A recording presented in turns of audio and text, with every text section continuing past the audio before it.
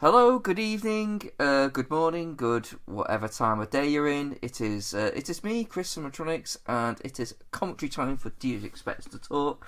Christmas edition. Yes, it's our third festive commentary, and I best introduce everyone. It's Mr. David Bond. Good evening, folks. And the lovely Miss Rebecca Andrews. Hello. And so whose pick is it today? I forget now. Was it yours or was it Dave's? Was it yours, Becca? I think it was actually mine. This is Becca's. Yeah, we've gone backwards with these. I went first this time, so it's my choice next year. So Becca went last of the three of us. So third year, Becca's choice. And as it's Becca's choice, we've gone for a double dose of dick. It's yeah. So for anyone who's in keeping with it is our second dick in a row. In fact, it was only days ago we got his most gigantic one. His That super. was a big dick. That was a massive dick. Yeah, because we did. 10 years later, a bit less impressive. So much it needed 2 pairs of underpants. It's for just to clear things up, we're talking about Richard Donner, a dick to his friends. The one and only Richard Donner. He's actually called. He's called Dick amongst his friends, isn't he? He gave us his old. My friends call me Dick. Yeah. It's Dick's my friend, or Dick Donner called me. Yeah, it's all that sort of thing. Across the pond here in England, a lot of us are going, hee hee hee, that sounds rude, hee hee. Yeah, even us. I think that's why we lost our empire. To be honest, we were too busy laughing at penises. Oh, what a shame. Anyway. Yeah. So we started off with previously we just not long done Superman the movie, and now it's your choice, and we're doing Scrooged. Yes, I figure it's Christmas. It's a nice and short film, about an hour and a half, a little over an hour and a half. I thought rather than inflict the classic, Scrooged type tale, like the typical Dickens story, as amazing as Alistair Sim will forever go down as a genius.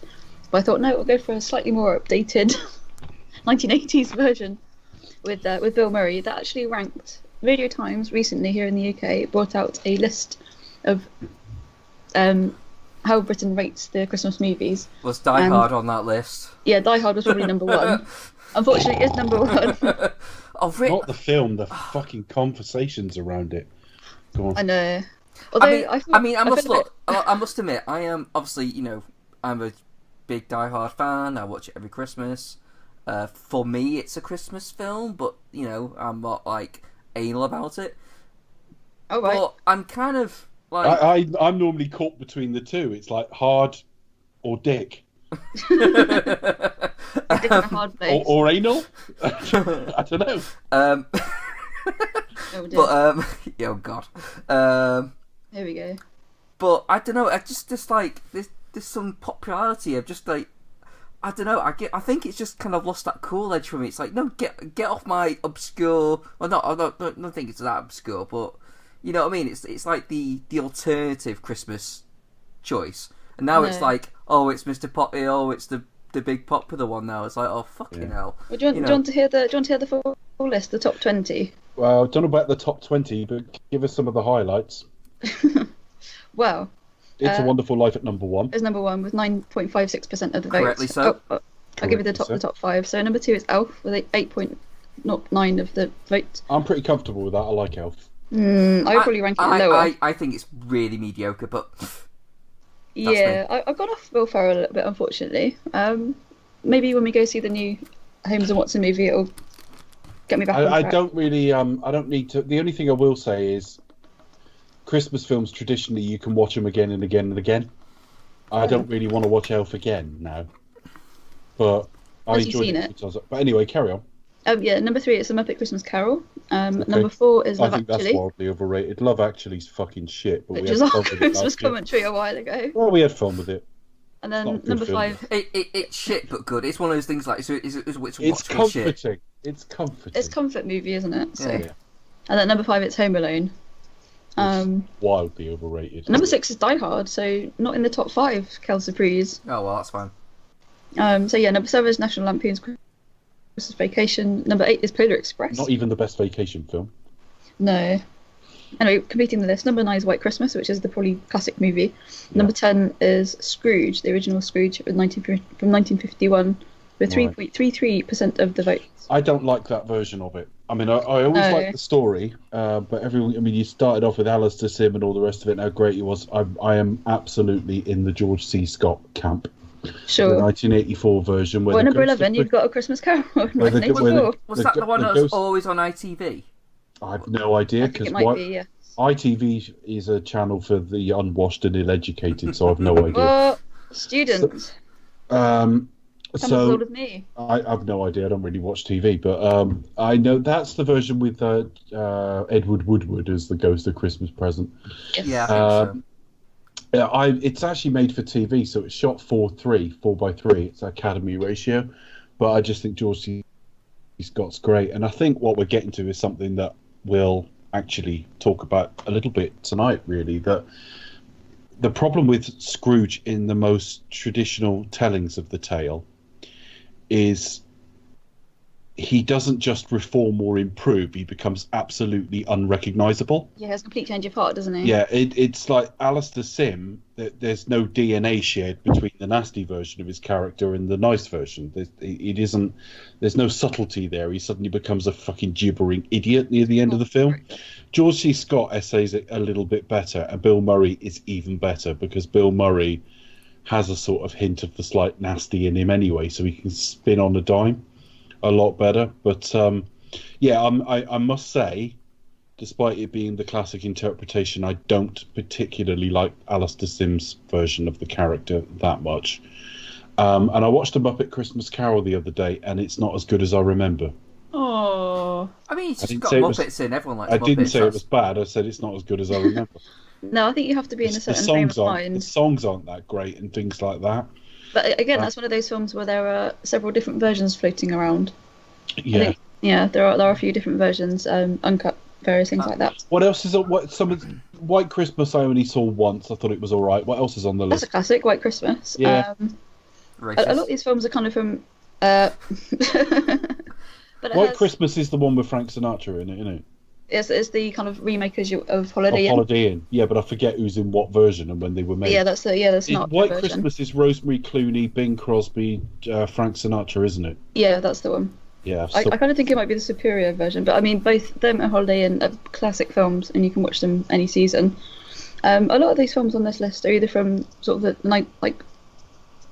there's only a handful that are from sort of the 50s, like what I term classic movies, and a lot of them are kind of from like 80s, late 80s, 90s. You know, quite people modern. Say actually. what they know, and most people don't watch that many films. Well, exactly. This is it. This is the It's problem. like Christmas Vacation. I remember when it came out, it was like, Christ, that's nowhere near as good as the two first Vacation films. No, but then there are a lot of films. But that as aren't on this time's list gone as well. by, suddenly it's become this big thing, Christmas Vacation. But when it was the third film to come out in the Vacation series, it was the third best as well. Yeah. But I'd say there are a lot of films that aren't on this list as well. I'm quite surprised. Well, I kind of am, and I'm not surprised to see Lampoon there. It's a classic series and always hilarious. But then you've got films like A Christmas Story that aren't on there. But it's a British list. Christmas Story. Well, exactly. I was going to say, no, it's about a child who wants a BB gun for Christmas. I was in a distance relationship with an American, and we kind of watched it together one time. It's the only time I've only seen A Christmas Story once.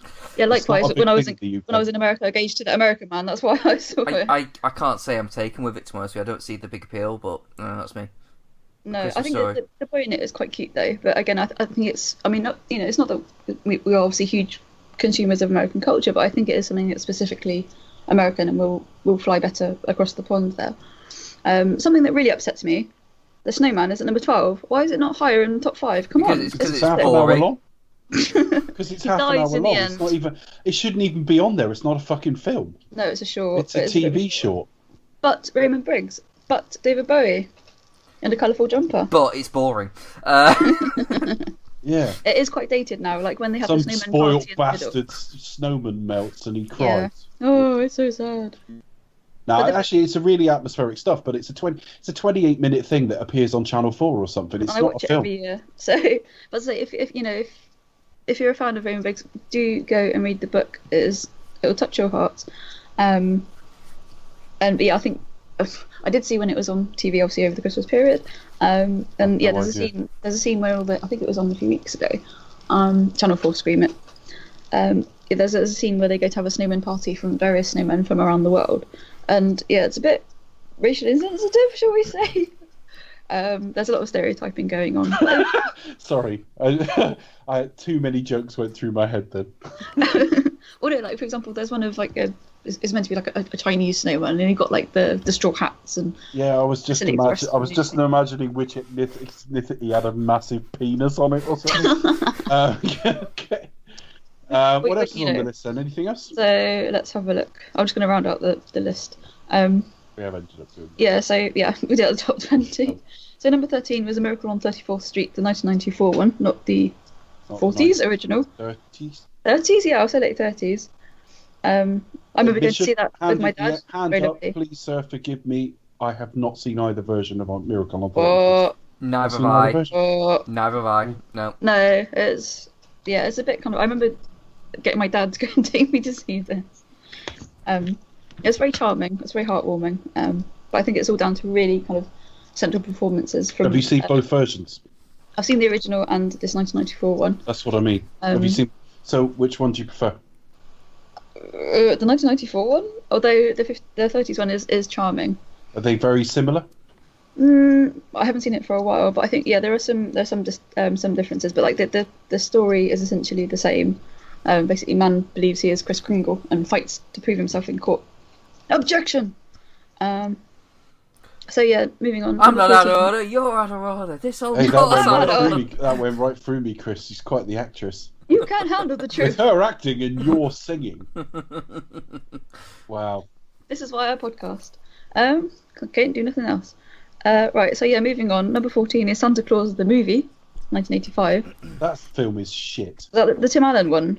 No. Sorry. That's Santa Claus. Santa Claus the movie has Dudley Moore as an elf. That's the one. And David, whatever he's called, who was also in... Was he in Cocoon? I forget now.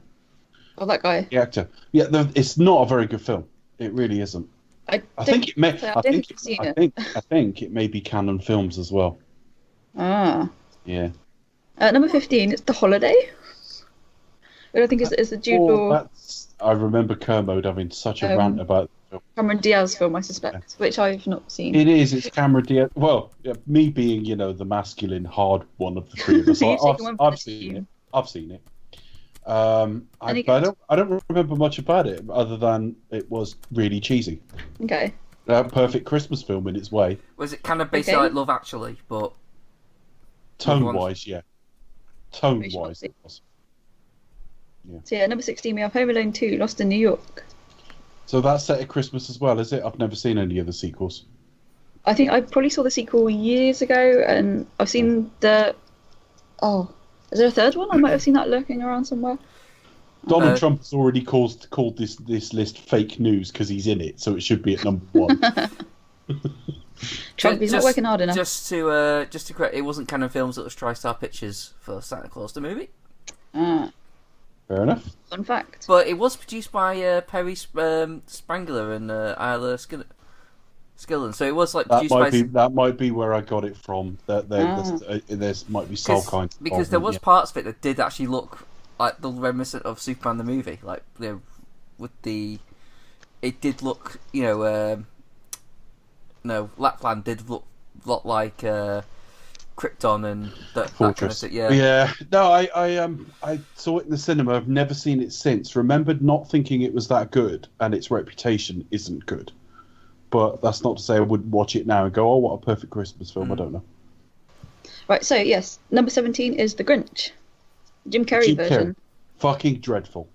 It's my girlfriend's favourite Christmas film, and I watched it the other week, and she loves it. She's just like, it's just great. Well, all I can hope is that she's... I can only hope she's dynamite in bed. because you are owed serious payback for that. Yeah, he's trying to prevent her somehow. I don't like Jim Carrey anyway, but I mean, Sorry, even allowing for that, I'll the get Grinch her back was by making her bad. watch Love Actually. It's fine. She absolutely detests those type of things. She hates Colin Firth. Yeah, you get to listen to our commentary as well. She hates Colin Firth and you, Grant, so she will just not enjoy Don't it. take it too far. Don't have a wank when like Laura Linney gets her tits out or something. Don't literally rub it in too much. What's wrong with Colin Firth then? Why doesn't she like Colin? I don't think she just likes that kind of stuff. Well, I tell you what, before he became a romantic hero, he did quite a lot of dark films. So I would urge you to check those out. Because before he was Mr. Darcy. Dark films. No, seriously. There's a really good recent I film. don't have anything against him. I like it. No, there's a really good film he did. They like call in the me early Mr. 2000s. Tips. Starring a white man. He was Shaft, wasn't he, as well? You. Okay. But yeah, no, there's in the early 2000s, he did a really good film called Trauma, which I urge you to check out. So that goes back to his roots. And he's done lots of TV stuff as well before becoming Mr. Darcy. But yeah, I urge you to check out the early filmography of Colin Firth because he is very good. Yeah, she ain't going to though. No, I know she's not going to. There, really. But no, to be fair, that kind of schmaltzy stuff is not usually what I go in for. So I can agree with your girlfriend there. She also gets this, like, you know, after the controversial Mary Poppins by opinion by Charlie, she hates Mary Poppins as well. So. Yeah. I have to say, it'll by the time this episode comes out, because we're going to put it out fairly soon, it'll probably come out the day I go to see Mary Poppins Returns, and I watched Mary Poppins last weekend, just to sort of remind myself because I hadn't seen it since I was a kid, and I must say the film felt absurdly long. It is very long. It is quite a long one. I really struggled with it, but I mean, it is objectively fairly long because it's like 2 hours 20 or something. But That is quite long. I thought it was long, and when I looked at the clock, it was like an hour and a half in. It was like that. This hasn't been that long. No, it just feels a bit longer.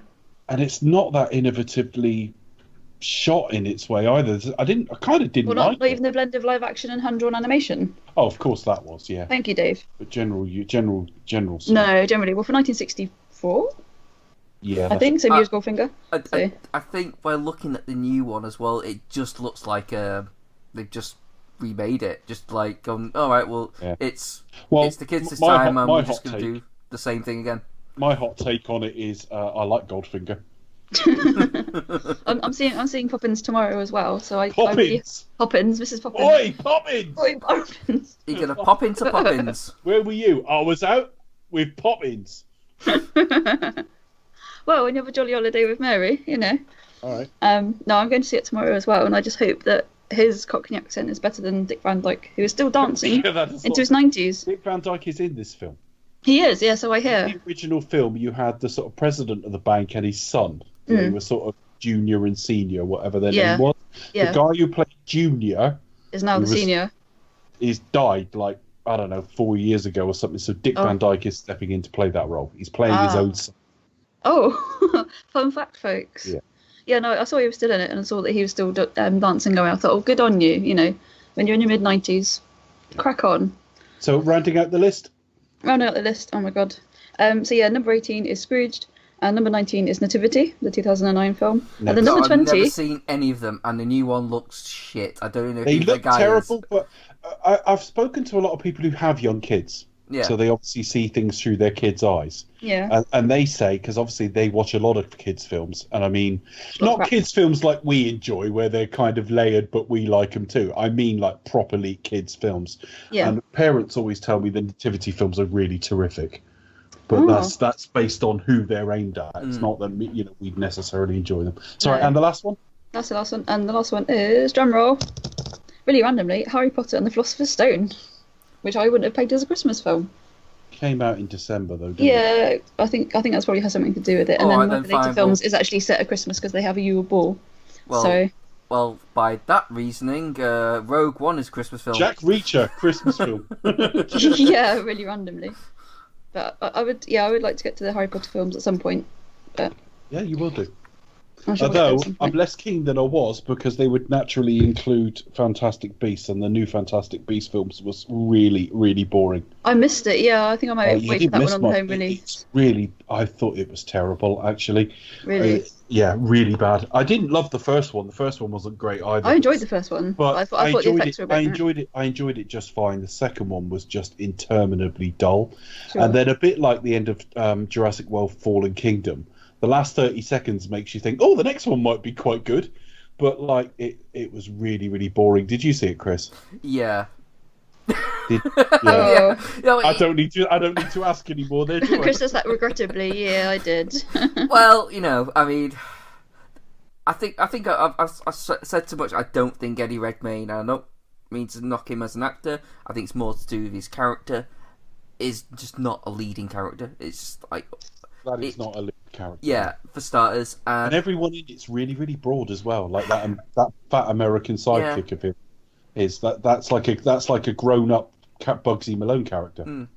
But he thinks he's like one of the best things in it, and that's he it. is, but it's a lot broader than Harry Potter was. I was never the hugest Harry Potter fan, but I understand them for what they are. I think I respect them for what they are, and they have a unique feel to them. I think I could revisit that series with some degree of enjoyment. I do remember as we were getting towards the Deathly Hallows, like films 5 and 6, they did start to feel like they were marking time. Mm. But the series sort of when they settled on the director and just like, right, okay. It's still David Yates knocking all of these out now, but I liked the last two. I liked 3. I liked 3 and 4 in the last two, as I recall.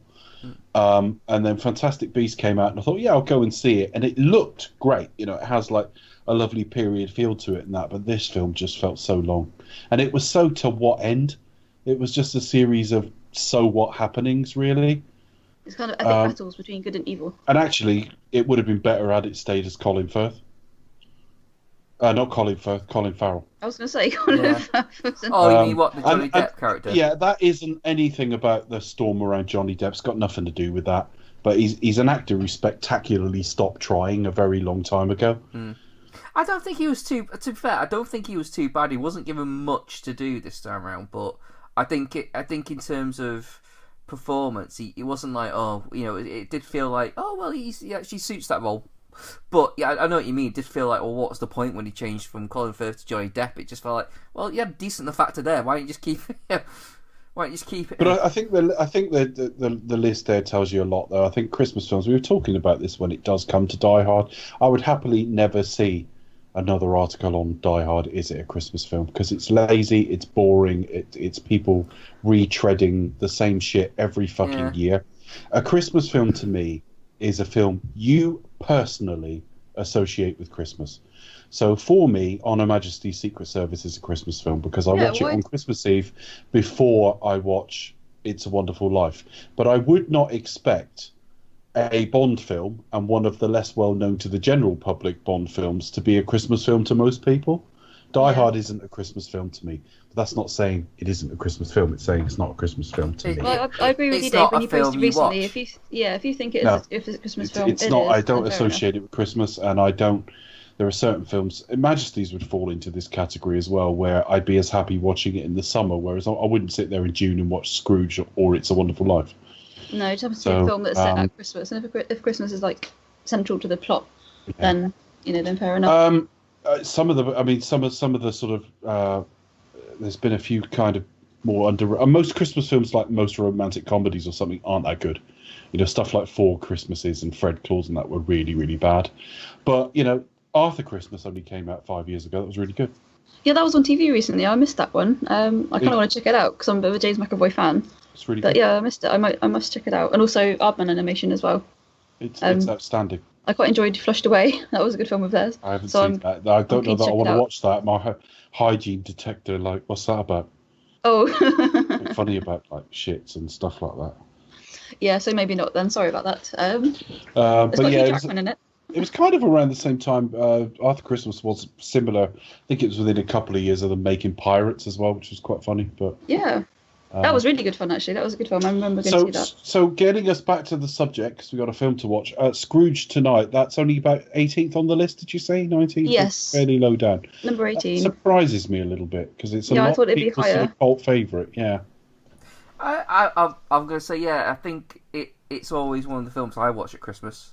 Scrooge. That's why I'm sort of surprised to see films And- like The Holiday and National Lampoon. Well, you know, it's something that I don't often see anyway. I mean, I think I'm one of the few.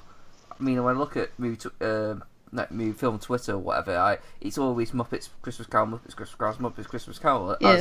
As they've, for me, this is like my personal favourite. It's not. I wouldn't say it's the best because I think you probably go a bit more old school. I expect if you're going to rate them all, but for me personally, I think this satisfies me. It's the one I prefer to watch, and so this would be my Christmas viewing of the film. Super. So and I've seen it many times as well. So, but then there we are. You know all the jokes. Oh yes. So shall we crack on, ladies and gents? Let's do so. Let's do that. Yeah, sorry, wasting an hour of your time. I don't care. So Talk about what we like. It's quite a short film anyway. General talk around Christmas. But I think, to be fair, as long as it's even though it is a Christmas film, that's part of the reason why I picked it. I thought, nice and short. We'll get through it. It'll be quick. You picked it a year ago. You must have been really anticipating being tired 12 months hence. No, it's all good. And plus, Bill Murray, you can't really go wrong, I don't think. So. I'd have to think about that. Who doesn't like Bill Murray? yeah, that's very true. Listeners, if you don't like him, write us in, send us an email. I mean, Send us 5 reasons why you don't like Bill Murray. I mean, on paper, you wouldn't think you'd like him. I mean, Bill Murray's one of these weird people that, like, he acts like a dick, but he's just like such a charm that you like him. Not even sure I'd like him in real life. Do you know what I Yeah. mean? But yeah. Yeah, I mean, like, you think about Ghostbusters, and his whole character is it's just a massive creep and a dick. But you kind of go, yeah, but he's kind of got away by me. You just kind of like. But anyway, so on 3, we'll start watching the film. So on 3, so we're watching on all different formats here. So this should be interesting. Chris has got VHS. Chris has got it on vinyl. I'm He's got a Betamax. I'm cranking up the projector. So on 1, Winding up. 2. He's got a local interpretive dance troupe to come in and reenact it for him. Through the medium of time. I've got an organ player with some cue cards. So I'm so pleased that for once I'm not the Luddite. so Yeah, but it will only be once, Becca. Enjoy your moment in the sun. Yes. Coming soon, more DVD antics from me. So on 1, 2, and 3, we're playing. I think it takes a while because I haven't pressed play. Alright. Oh, dear. Oh, Paramount logo's coming up for me, so the stars are just... when I queued it up earlier, Yeah. there was a rating saying this film is rated PG-13, and that didn't appear the second time round. Okay. That's interesting. Paramount logo. We're just about to go through the logo, sort of coming to America style. Coming to America. Uh, That's a good film. We did do a commentary on it. I know we did. We cured mental health distress with it. We did. That was very important. So that means Yeah, I'm so everyone pleased we're able listening to do having a that. wonderful Christmas. Yay. I'm Next up, cancer. I kind of want to see this. The day the reindeer died. Yeah. Oh, I mean, it looks absolutely batshit and probably be rubbish, but I kind of want to see like a. It's got Lee Majors in it. Yeah. How would it be rubbish? I want to see. It'll always be amazing. I want to see an Uzi wielding Santa. That'll be. Move! Move! Move! Can we have Roger Moore there? Oh, Oh, That'll be very sad. you naughty elf! He's like I shaking his just love finger. the fact that Lee Majors in it is called Lee Majors. Lee Majors. It was TV's Lee Majors. When I was a kid and I used to see drawings of Captain America, I always thought the drawings I was seeing, whatever incarnation that was, Oh, wait. facially and build-wise, looked like a young Lee Majors. Oh, So I always thought, whenever I thought of Captain America growing up, I always pictured him being played by Lee Majors. And obviously Chris Evans looks nothing like Lee No. Majors, making my point completely moot and pointless. The $6 million man. It's Lee Majors. It's Lee Enrico Majors. Palazzo. Because No. that's what he does in real life. He He goes and, Good old Lee Majors. You've been a real good boy this year. he didn't really do anything of any other action stuff other than $1 Million Man, did he? When I was a kid, he was in The Fall Guy. Oh shit! Where Yeah. he played the stuntman, and that seemed to be on for years. It used to come on tea time on a Sunday, if I recall correctly, and I never really liked it. It was just something that was on, and it was like, oh, The Fall Guy, Hey, all right. it's the bad guy from Naked Gun 2. Oh yeah. It is. It's Enrico. Robert Goulet. I think he was also in The Simpsons. Everybody's been in The Simpsons, though. At this rate, they will be knocking on our door. Come on, we've literally used everyone else in the Go world. on, Dave, get on it. This one has quite a good Dad cast. loves Beaver.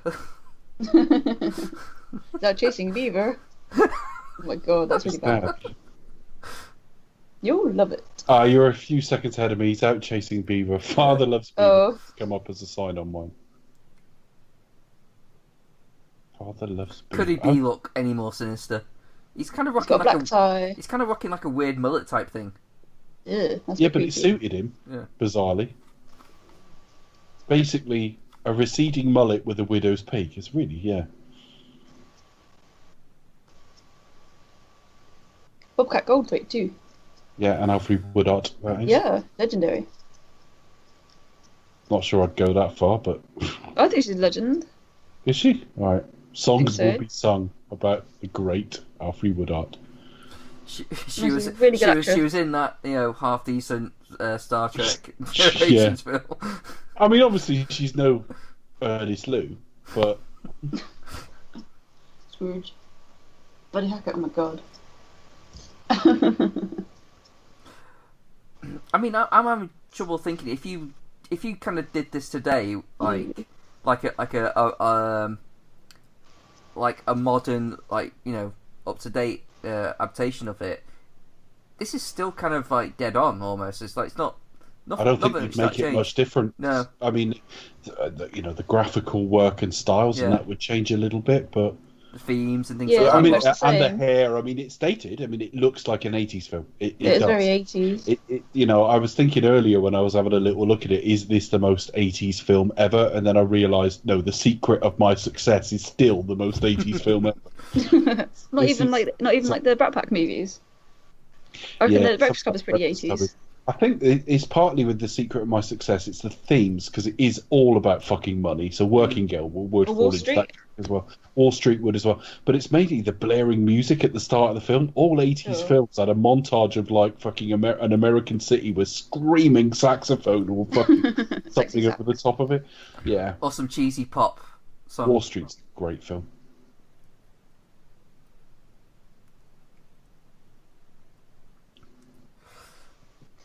He's an odd person to have in a film, though, isn't he? Who? Bobcat Yeah. Goldthwait? He doesn't really fit into any real traditional roles, does he? No. No, he's pretty much a wild card. Yeah, you've either written it for him, or rewritten it to him, or he's not in it. It's as simple as that. But Yeah. I think he kind of works here because he kind of has to start out like a little bit of a. He does sell the I'm just a naive guy, and when he has to go to absolute full postal almost, He could go- he kind of sells it. Yeah. I guess the big deal with him, he's kind of like the foil, isn't he? And then afterwards, he's like, right, that's it, sucker. Yeah. I mean, he's just lovably arsehole-ish in this. Yeah. He hadn't made any films since the year of Ghostbusters. He may have made one film after Ghostbusters, but he hadn't done anything for about 4 years. He felt he was a bit rusty, and I think he was a bit nervous about taking this on by himself when the Ghostbusters had been an ensemble. And apparently this was quite kind of a difficult shoot. Him and Donna didn't get on fantastically well. No. I think he had a more miserable time than Donna. But then that kind of makes sense to me, because directors are used to dealing with prima donna actors a lot more than the Yeah. other way around. But now, more than ever, that was the tagline for the studio in The Player, which was also a bit of a morality play. Oh, I've not seen that in a long time. Is that the Tim Robbins. Tim Robbins? Yeah. Where is he now? Tim Robbins? I don't know what he's up to now. He's in his 60s now. He'll still be working, but I don't know what he did last. No. Probably Obviously, protesting something. Robert Altman Probably, died yes. 12, 13 years ago. Oh, really? Robert Altman died in about 06, 07. Oh, yeah, of course, yes. Legendary director, legendary actor. The Player's my favourite of his films by a long way. I really, really like it. Whereas things like Shortcuts is a little bit like watching Paul Thomas Anderson when he did like Magnolia, where you're watching it feeling you should like it and it should be good for you, but actually, how much am I really enjoying this? Whereas The Player is just a terrific film, full stop. Would recommend it to anyone sight unseen. Just go get it. Go out and watch the film. Yeah. See what you think of it. Plus, I had a real thing on Greta Scacchi when I was that age as well. So, the only morality thing I'm a little bit uncomfortable here is the whole like violence is bad and okay. He must be a bad guy because he enjoys like violent films and stuff, and it's like, well, that makes Chris evil. Oh no! It does because kids can't tell the difference between what's on TV and what's real. Yeah. I mean, I watched everything when I was a kid, and apart from the self-loathing alcoholism and massive obesity, I've turned out fine. Yeah, but I doubt that's down to like watching action movies or whatever. No. I mean, they say like in terms of like violent video games and that, they say like it actually helps like suppress like those things. They take all that out on the games and then they whatever. end up with wildly better hand-eye coordination and concentration. Yeah. It's just people knocking what they don't understand. Yeah. My dad was always like that. Bloody computers, you should grow out of them. Not to me, more to my stepbrothers and sisters. Yeah, I mean, and it's just like, well, no, it's matured as an art form now anyway. Yeah, for all its flaws. Exactly. But things, it's always other elements. I mean, like always too much of something is a bad thing. So like, yeah, I won't want the kid like on the computer all the fucking time.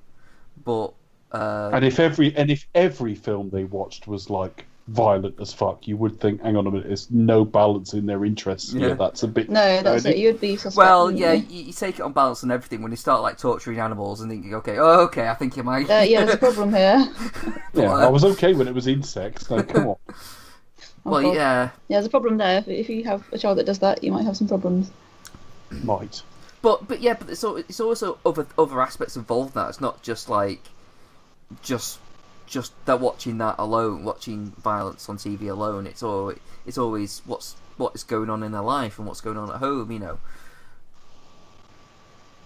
There's a lot of people just quick to blame something because it's easier to do. It's like, well, no, it's probably something you're probably neglecting something. Yeah, it's kind of, rather than get into the root of the problem, they just kind of just blame violent movies and Grand Theft Auto and Fortnite and stuff like that. It's the same with. But they were doing that when Grand Theft Auto was that shitty 2D version in the late 90s. Exactly. You know what I mean? Yeah, I do remember that. This is going to cause violence. You think, how? It's not evocative of anything. I think you had a mixture like back in the 90s as well, and you kind of, you had kind of like various Bosnian wars, Afghanistan wars, didn't you? And lots of violent images on TV screens, and that kind of only compounded it really. But yeah, I don't think that game, was at all to blame. It was just a lot of what else was going on at the time. So, hey, look, everybody, it's Robert Mitchum. Hooray! I love Robert Mitchum. All right. I said it. He's a legend. He's an actual bona fide legend. I just think that I as anyone who listens to a lot of us will know by now, I'm no fan of like misplaced nostalgia, the good old days and all the rest of it. And I actually think if you take acting standards from maybe, I don't know, the early 70s onwards, they are hugely improved over sort of 30s, 40s, 50s and so on. I think Robert Mitchum, there are a handful of actors who would have just worked and succeeded in any era, and I think Robert Mitchum's one of them. Yeah, 100% agree. You can just, his career trajectory. But it's easy to go, oh, proper acting back then. I bet if you went and watched most old-timey Robert Mitchum films, most of these co-actors weren't that good. But he was outstanding. No, fair enough. But, no, definitely. I think, I would agree. Here's a proper legend. Well, it's like everyone tells that story about Dustin Hoffman and Laurence Olivier, don't they? Just act, dear boy. And, but it's a way to knock... effectively then they were going on about the youth of today, even though Dustin Hoffman's an old man by now. Exactly, but then you've got kind of he's very much kind of like that method, wasn't he, as well? But it yields results. It yields results. So I think acting standards are far, far higher than they were sort of 60, 70 years ago. Of course. But Robert Mitchum's just one of those exceptions where he was just superb all the time in everything. And he was really fucking intimidating as well. Oh, in Cape Fear. Yeah, that's terrifying. Everyone bangs on about Night of the Hunter. I like the original Cape Fear more. I think Night of the Hunter is very much a slow burn, and plus also he was kind of playing like not against type. I would say like he wasn't at that point traditionally typecast as sort of villainous or kind of a murky type character. Yeah. But yeah, I would probably say that the version that he was in of Cape Fear is probably the definitive version. As much as the Robert De Niro version he is utterly terrifying. I still think. Again, it's a knee jerk for people to go, "Oh, remake's never as good." The Cape Fear is a little bit different sometimes. because it's got De Niro in it and it's a Scorsese film, so there's a tendency to be kinder to Cape Fear. But I have to say, wholeheartedly, I prefer the 1960s version with Robert Mitchum. I've only seen the original once years and years ago, and I compared it to the original one to the updated one, Scorsese. And it's a good, it's obviously it's Scorsese, so it's going to be worth watching. But you can just tell like it is just updated and exaggerated, so everything's a lot more violent. It's a bit more over the top. It's a bit more nastier. But there you are. It's just one of those things. I reckon like the original Gregory Peck one is it's probably a bit more nuanced. I liked it a lot. I like it more than Night of the Hunter, which is this sort of big villain role that everyone raves about. Which is where everyone's got that love and hate tattoo on his fingers. Yeah, that's right. I'm looking at this here now, and actually one of Bill Murray's complaints, because he's screaming in Alfred Woodard's face where we've got up to, if I can't work late, I can't work late. I can't work late. He was saying that Donna just kept telling him to do everything louder, louder, oh, louder. And he just said he was struggling with it. He just said that the biggest problems were they were. I mean, firstly, Murray did get things rewritten. Well, that's fair enough because you would expect him to be involved in the creative process, and it was written by SNL writers anyway, so it's people he would have worked with on that show. But he said that there's only about one take of anything in the film that's like his version. What he wanted to do. He was constantly being asked to play it, not how he wanted to play it. And I think what he's trying to say is... It's not his take. Not really his, no. Not only that, I think he's questioning Donna's ear for comedy. Just the idea of just louder, louder, louder. Sometimes louder doesn't, more doesn't always equal more. Yeah, I think it's probably not... Because I don't think of this as a flat-out comedy, though. I mean, I know it's got a comedic element to it.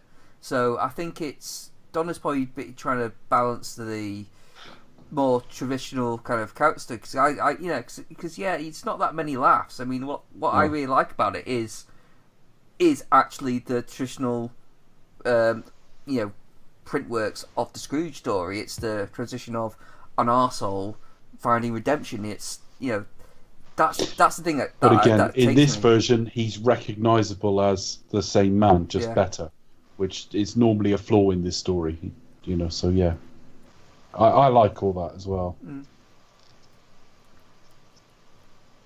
Yeah, but he does just do grade A arsehole. But maybe it's just that was like he just wants to make it a bit more like funny, basically. And that's probably what it is. Just as a time check, he's just got in the car and he's just waving at the angry woman and the taxi's pulling away now. I think I'm literally just like 1 second ahead.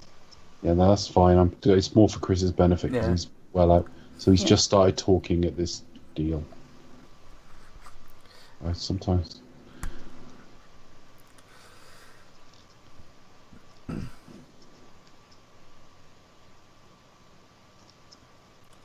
Yeah, so you just sort of seen like, you know, a recently fired Bobcat Goldthwait getting. Yeah, he's just walked down the street, had a quick exchange with some woman, and he's opening a bottle now.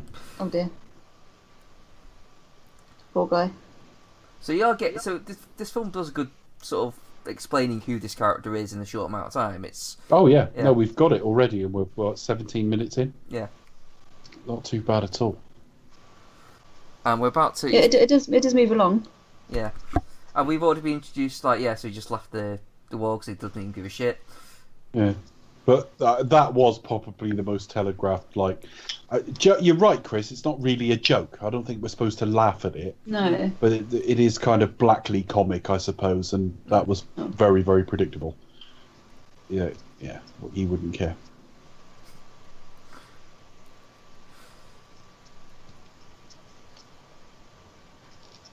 Thing is, it's not that exaggerated. I've worked with assholes like this. Oh yeah, definitely. Yeah, I don't now. For anyone listening who I work with, it's not genuinely. It's not aimed at anyone I know now. But I've worked with people over the years where I go, "You're flat out a fucking sociopath."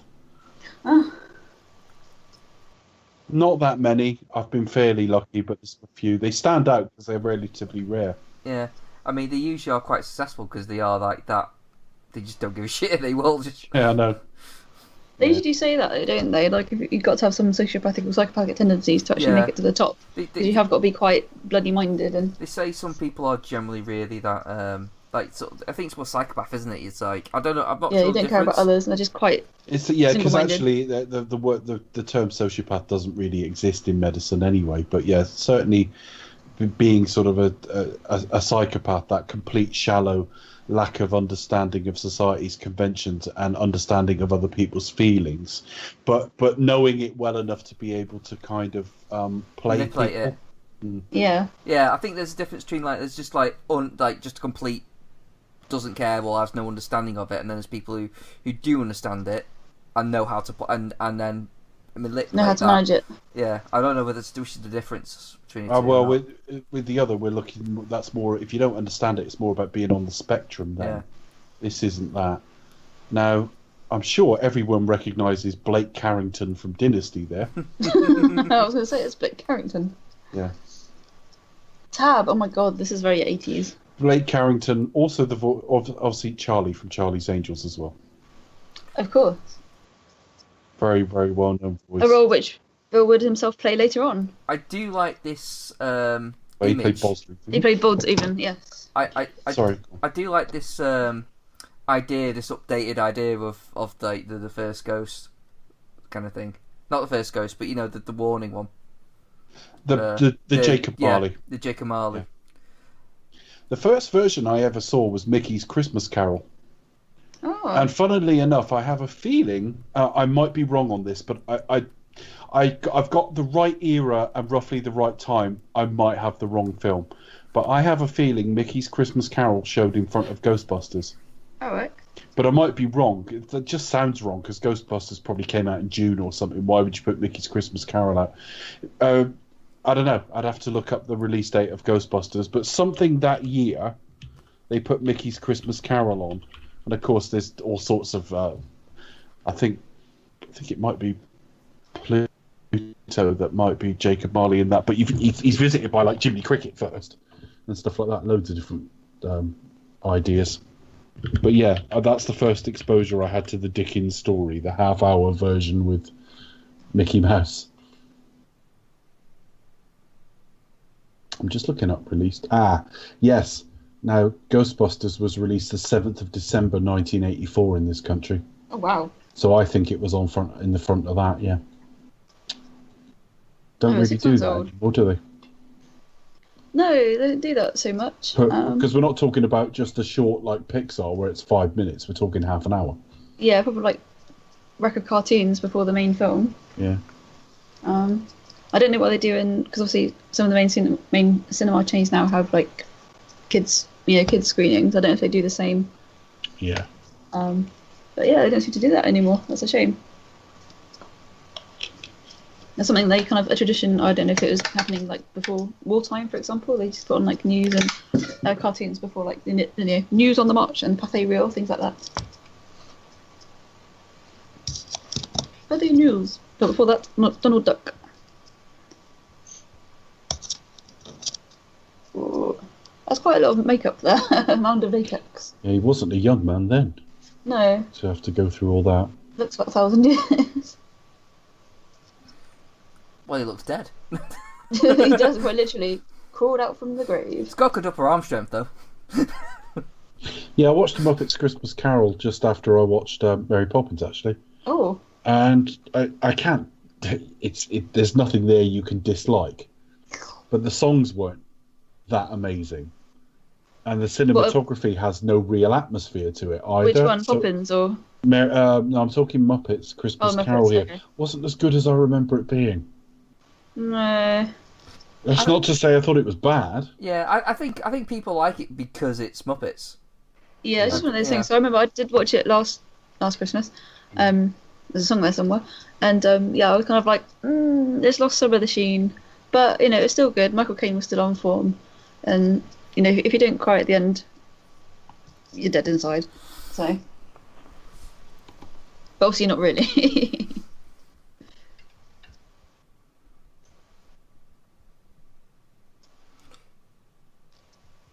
So whereabouts are you guys up to now? He's just been dropped out the window. Yeah. He's landed, and the phone appears to be dialing itself. Claire's voicemail. Yeah, Marion. Before she took to grinning like an imbecile. Well, she does grin like an imbecile.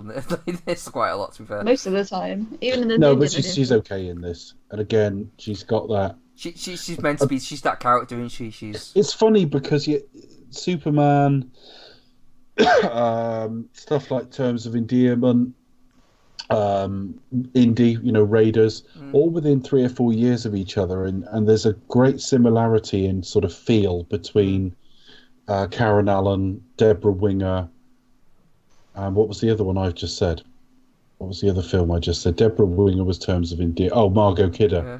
There's a similarity. Those kind of slightly freckly, dark-haired ladies with slightly sort of scratchy voices. They're quite similar. They're kind of similar. And there's a similar quality to Karen Allen, and she could have played Lois Lane quite easily, actually. There's a sparkiness and character and life and reality to the person, as opposed to just having them pursuing like insert famous or well-known or pretty actress. So I always kind of liked Karen Allen. She didn't have as good a career as I would have expected off the basis of Raiders, because she was that good in Raiders. NBC kills a woman. Yeah, with the kind of Bob Cratchit placement with the receptionist, they do quite a good job, even though it's just a few short scenes of establishing their like a close knit family living in a small house. Who are the Cratchit equivalent? Yeah. Are they called Cratchit in this? I can't. No, they're not. I mean, I think both that and the Bobcat are kind of like the ciphers for Cratchit. Yeah, they're pretty much Cratchit standards, aren't they, as you say? Although you got Thingy and her son, haven't you? Yeah. Yeah, because he didn't speak. So. Michael J. Pollard Herman in this is where Michael J. Fox got the whole Michael J. idea from. Oh, fun fact. Yeah, he was looking around for a name because his actual middle name begins with an A, and he thought, I can't go with Michael A. Fox. A. Fox. Where did they get the idea for Homer J from? Maybe that's where it's from. Charles Dickens wants to see his nipples. Well, you can see her nipples. See, I'm not really so funny. You can't really see her nipples. Whose nipples are we talking about, and why am I not enjoying them as we speak? Oh, hang on. Hold on a minute. There they are. There they were. Never noticed this that. Is only a 12. Well, yeah, but it's the tiniest bit. Oh, Jesus. Nipples, it's fine. Gets in the face. It's not in the face, but... Make sure my nipples are covered up.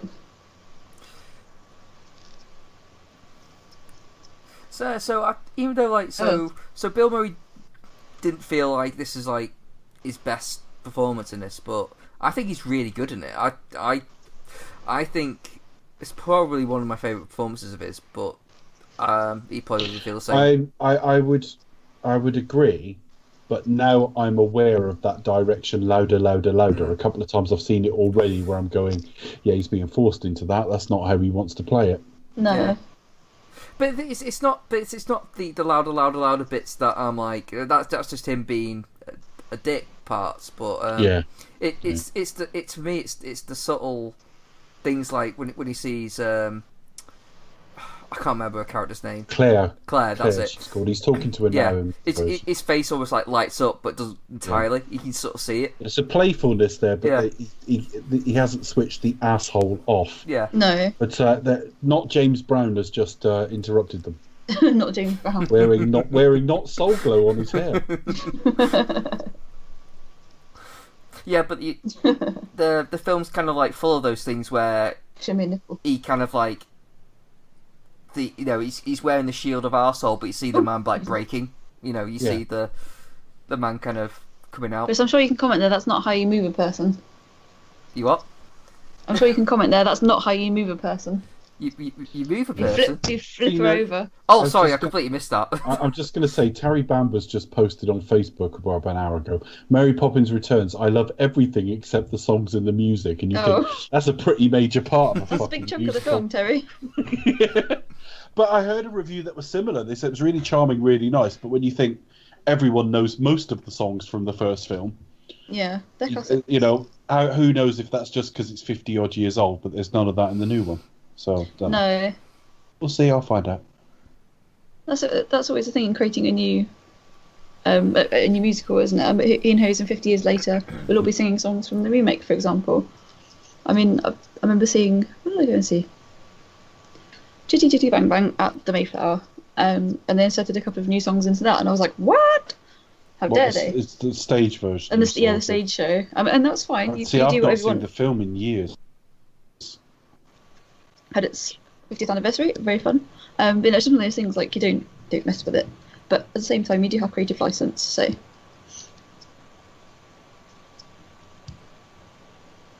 But who knows?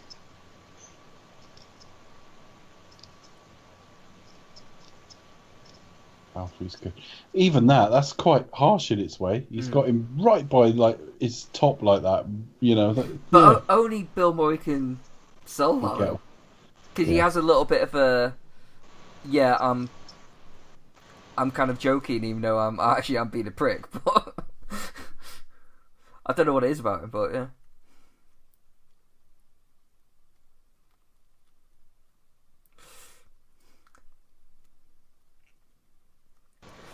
She went straight to him though. She weren't seeing anyone else or anything. No.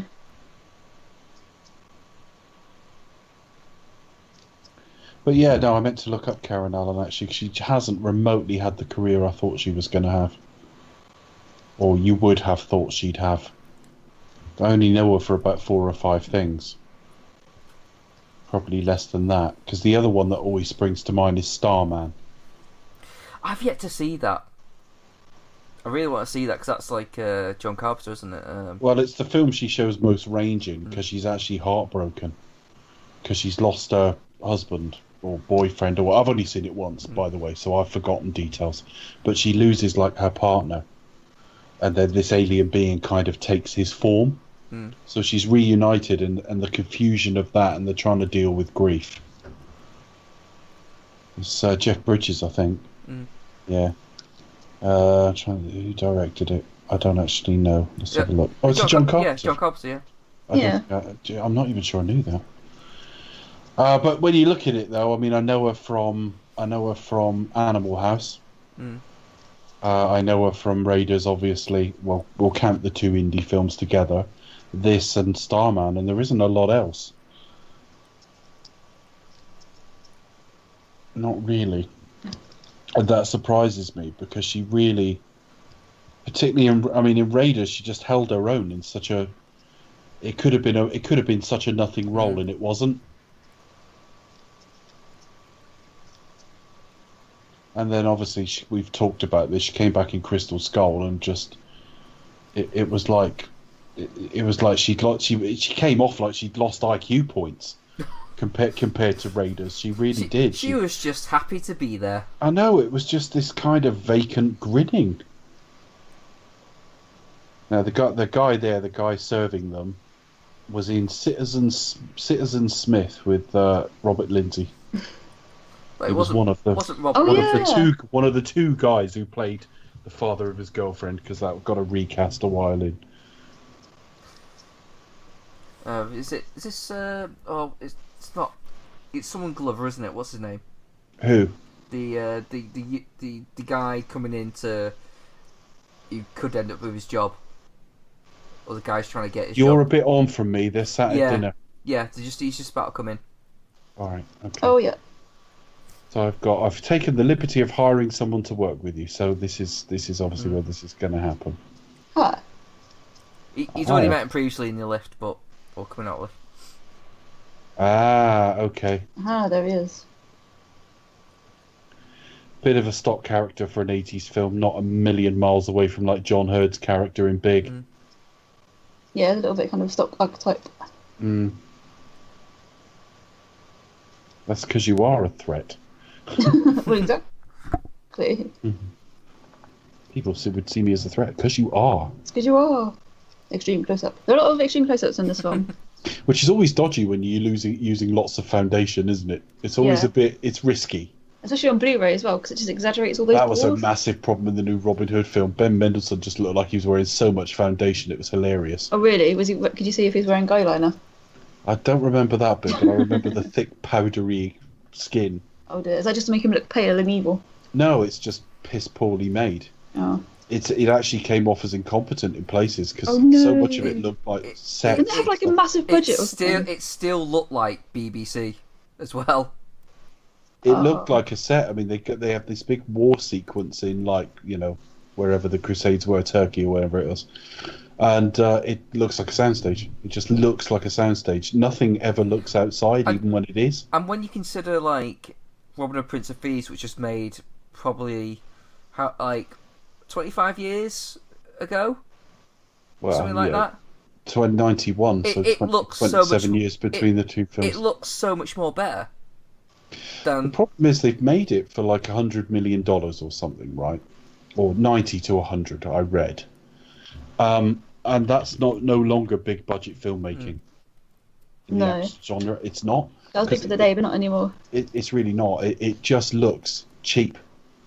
All the matte painting, you get an establishing shot of Nottingham and it looks rather small and badly matted. And then you'll talk to the town, but it might as well be a street, because there's just no scale to anything. They're all wearing outfits that look 21st century, really. The action's really poor. It's just not a very good film. But when it comes down to makeup looking incompetent, you go, well, surely you know how to do that.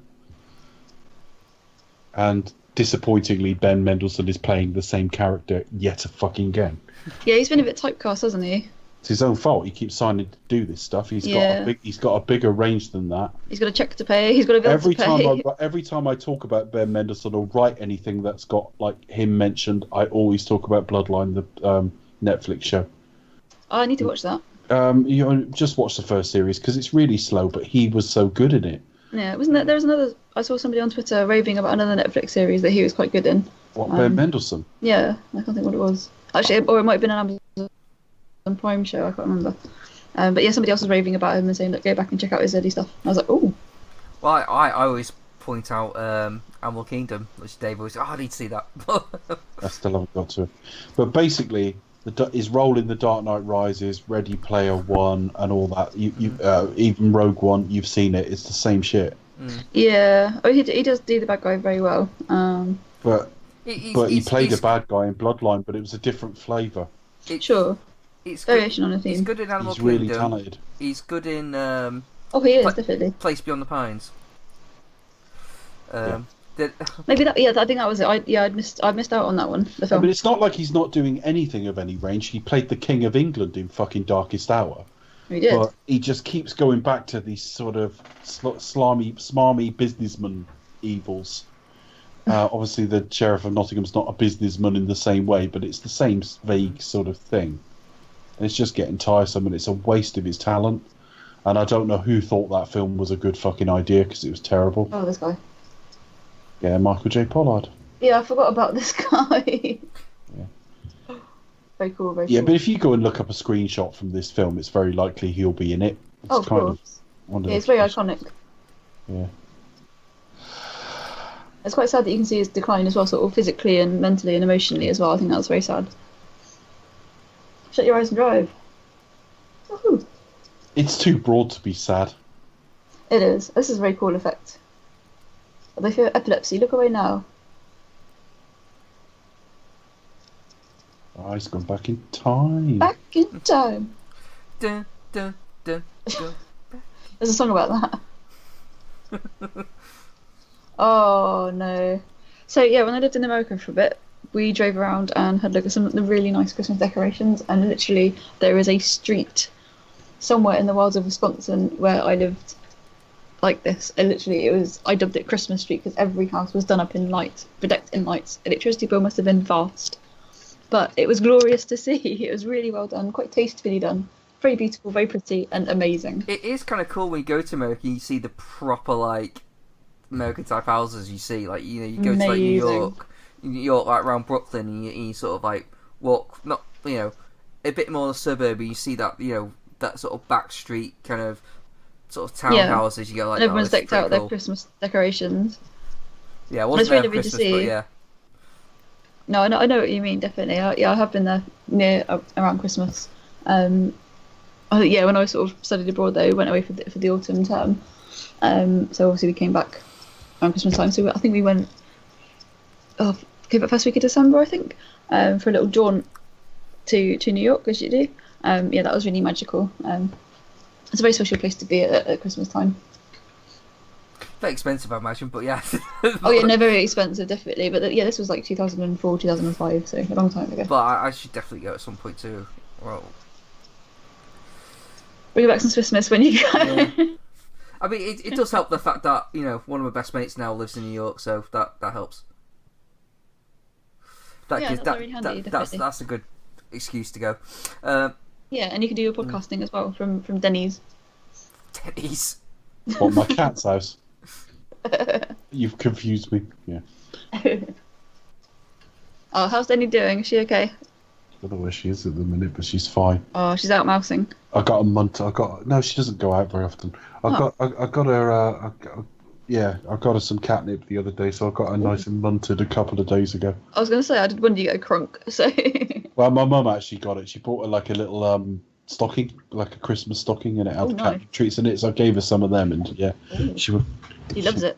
Well, I don't treat reward her that often, so it was quite funny to watch my cat rolling over all loved up. But the funny thing is, after about 10 minutes of that, she disappeared and I didn't see her all day. Oh dear. She basically went straight to sleep.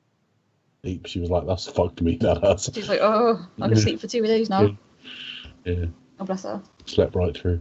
Okay. She's not an elderly cat, we're talking about a 3-year-old cat here. I was going to say. It's a lot, though, for a little one, so... No, I think I might do a Christmas Eve box for our puppy. That's quite sad. So... But I might, put some treats together and see what she likes. And do a Christmas Eve box. Which I didn't know was a thing. I think that's good parenting by Frank's dad. Oh yeah, definitely. Great Teaching parenting. his child's fiscal responsibility. In front of the TV. No, it is Well, great. after all, that's It what is. Homer Simpson said. TV. It is great. Teacher, lover, secret lover. It is really good acting by Bill Murray. Bless him. Yeah. It is very sad. Ooh. He's actually really selling it there, even though he's like got no lines of dialogue. It's all just reacting. Ever spotted a hanky.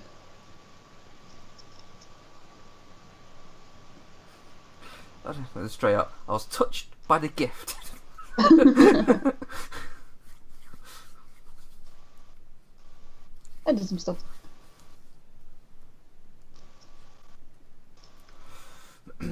That is really funny. Yeah, television. DJ Mother, Secret Lover. Homer Simpson had it right. But I think I was basically me as a kid. I just like always watching TV when I wasn't like doing homework and shit. No. Yeah, but what else you meant to do when you're that age? You know what I mean? I don't watch a lot of TV now. No, I obviously do consume a fair amount of pop culture, hence this podcast and writing and stuff like that. So I still watch a lot of things.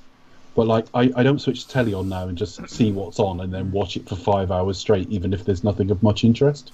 I don't do that. I think it's quite often something you just grow out of anyway. But it was back in the day we had 4 channels as well, wasn't it? So you used to sort of like look at the TV guide, and go, oh, what was on there? You used to get excited, like, oh, the Bond film's on, yes. Yeah. I was to make sure I was there, and I used to get really arsey when the parents started. I mean, that used to be literally true. If it was a bank holiday, that used to be literally true. If it was a bank holiday or public holiday, as you might call it in other countries, a Bond film was on almost always. It's not now, which is kind of sad. I find that really sad now. There's not, bank holidays now or don't have Bond films anymore. Yeah, but it's just the principle of the thing, because I wouldn't be watching it on TV anyway. Well, no. It's adverts and shit quality, but I just like to know it's out there for everyone else. God. Now that is a mullet. There. That is epic hairstyle. Bloody hell. It's the sort of thing that would suit Bobcat Goldthwait in like Police Academy or something. Well, it would, Yeah. Most versions of the Scrooge story, they sort of start off meaning quite well, don't they? They have quite dysfunctional childhoods, and then they're not shown a lot of love, and then they start off in business just wanting to do their best. That's all. And somehow there's a sadness to that, and I don't know how much Dickens was aware of it when he wrote it. Whether that actually we're not dealing with they're not nasty so much as damaged. I think that was Dickens' whole thing about child poverty and neglect, and that was kind of it, because he was also a big social. Because I remember I watched the Muppets one a couple of days ago. He spends Christmases and times by himself in the school and stuff like that. I think that was Dickens' social commentary, wasn't it? I think. Yeah. Well, I think it was just like career driven and always on that sort of aspect, really, wasn't it? His mind was always focused on one thing and not really about anything else. Never been that attracted to Karen Allen, but she's got a very, very sweet smile there. Yeah, she's got a lovely smile, very broad. Yeah. Very winning smile. Yeah. Girl next door type. Kind of cool.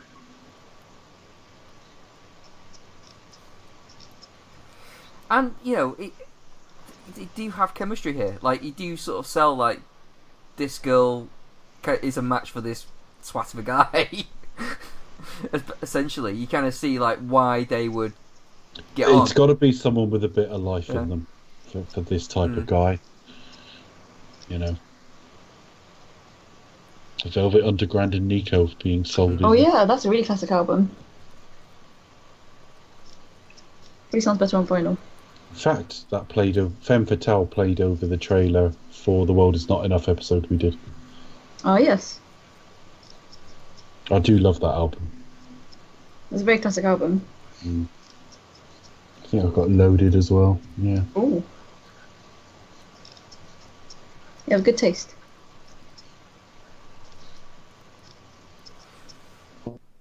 Oh, she's in the bath. I thought that was a razor then in the hand. I thought they were like shaving the bush or something. Living in a really sort of small, grotty apartment.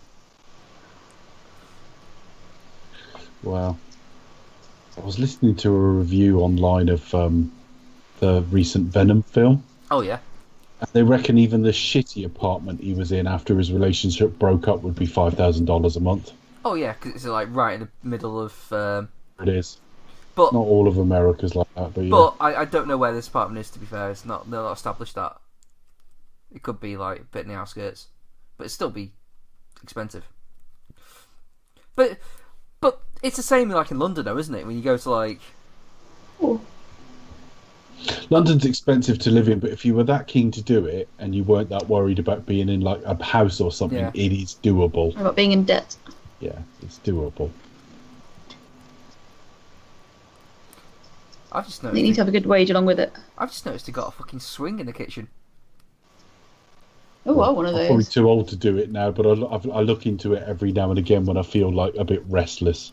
And I did a couple of months ago. Well, getting a swing in the kitchen. Look to whether like London was possible, and it is doable. It's more doable than you would think it is, but yeah, it's an expensive part of the world. I get the impression New York's like worse, far more Yeah. expensive.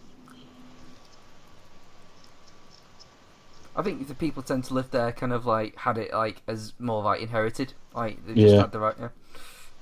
Right, so the Kama Sutra. Oh god, here we go. Anytime I see a sex manual in a film, I just think of Richard in Bottom. Or eat play. Oh, I haven't got time to grow a beard. Wait a minute, that's not a beard. Hope he's cleaned his teeth. So funny. Don't blow the ending for me now. Unfortunate choice of words. I've not read the caramel. They said the caramel suture there. The caramel. Well, there's a podcast you can pay for, Patreon listeners. Chris, me, and Becca reading from the Kama Sutra. Oh dear. And he's Yeah, literally watching I know- himself have sex. I know so, Becca wouldn't have. I know Becca wouldn't have that, but I totally do it for a laugh. I always think of Simon Cowell when I think of this scene. What going Like the mailman. 70s? No, he's in the dog costume. 71. Good morning, kiddos. This is Mike the Mailman. Yes, he's in that. Yes, I remember that. So he didn't make it to the top super fast. You know, a few years are going by with him kind of still a bit of a lackey.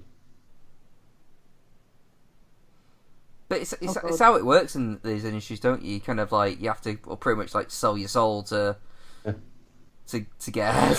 Well, I thought so.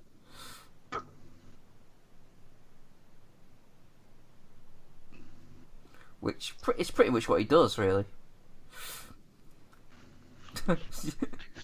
The only thing is, I never quite get why he wants it. What is it he wants? Is it just the wealth? Scrooge, normally, I'm never quite sure what it's about. I always think he gets just too single-minded and never actually stops to even think about what he wants. He just drives himself on. Generally. I think that is just what it is. He's just thinking about that. He doesn't sort of he's just career driven to that extent. It's not necessarily about wealth. It's just I'm just thinking about the career and thinking about my own goals, not thinking about anyone else, and not really. He does still love her, though. He's just leapt to his feet there when he sees her. Mm.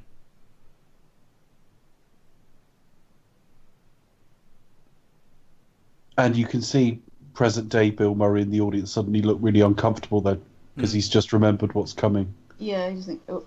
Yeah. It's one of the most effective things in any of these any version of these stories, that just that whole moment where he has to watch uncomfortable things. Mm. And he knows what he did, and it does speak to me. It must speak to all of us who've been around a while, where you just think, oh, God, how could I have done that? How did that happen? How did I let that happen? And if you ever made me watch it, I'd be devastated. But I think it's like when you do have to going back and reflecting on yourself does do that. It does make you analyse. Go, okay, well, this is how I fucked up. This is where I'm going wrong. This is what I need to change. It actually is quite good at doing that when you actually look back and. It is, but sometimes even though it hurts. This film, because it's a film, he can put this right, and he Yeah. does put it right with her. But obviously, if you put me back with like women I've messed up with, for example, just to watch it, well, what purpose does that serve? They're not going to come back. No. The one in particular that still hurts isn't coming back. No. So if you actually just showed it to me, you would devastate me for no reason at all. But you would probably forgive yourself, and you go, right, okay, well, you wouldn't necessarily like, turn back time to an extent, but you would sort of move on you would get closure and go, okay, I can let it go. I've Maybe. understand my mistake, and it just, that's what it does. Yeah. I mean, yeah, that's my take on it, but because in Scrooge he doesn't sort of necessarily have a girl to go back to. It's only in this version really, or various. No, but he does have lost loves in the other versions that you see. Mm. But the film at the end isn't about getting her back. Yeah. It's about making the best of the time he's got left and the people around, and learning from what he lost. It isn't about regaining what he lost. So it's a different story in that regard. And I think that was one of the changes Murray was involved with, that they beefed up this love story element.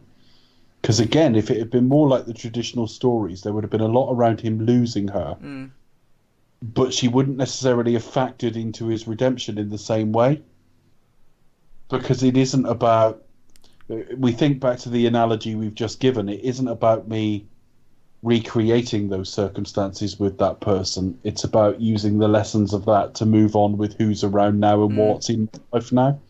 And that's the subtle difference. Yeah.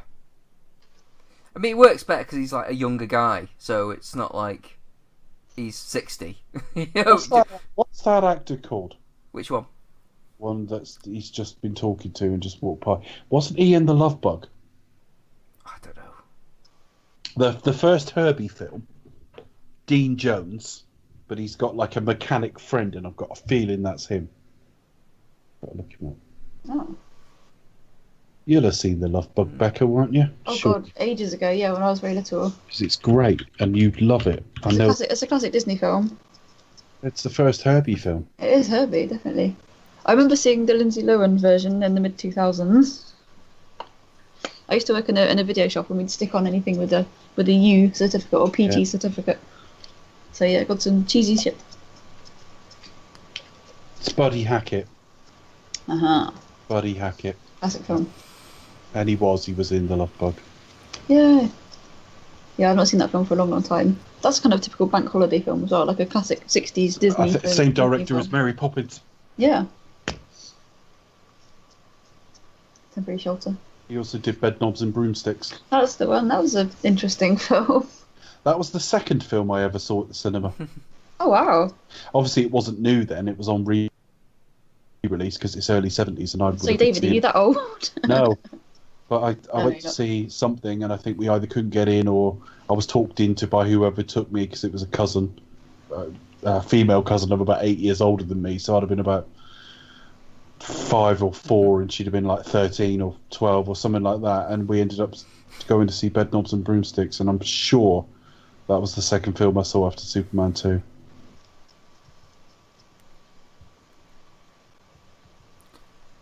Yeah, so I'm at where he's at the homeless place. He's there, the sort of soup kitchen or whatever it is. And he's just shaking hands with the people there.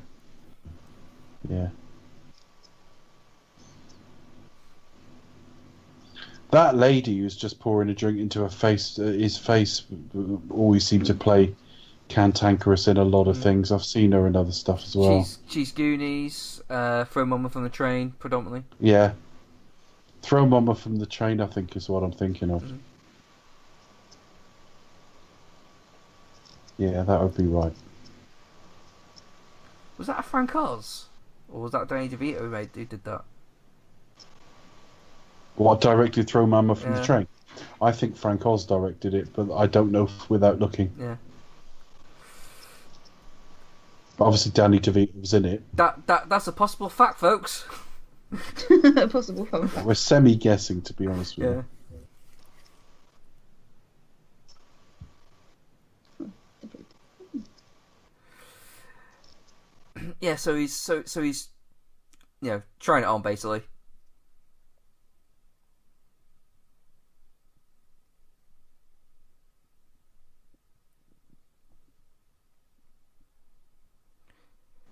He's like remembered like his love for her, so he wants to like make it back, but he hasn't really learned his lesson of putting others first, or putting. No, he just thinks, well, I've been. All he's learned so far is that he actually did love her and misses her, and so that he's And learned, that aspect of his life is missing. Well, you know? he has learned that there's something missing from his life. Yeah. So they always learn sort of part of the lesson as they go on, don't they? Mm.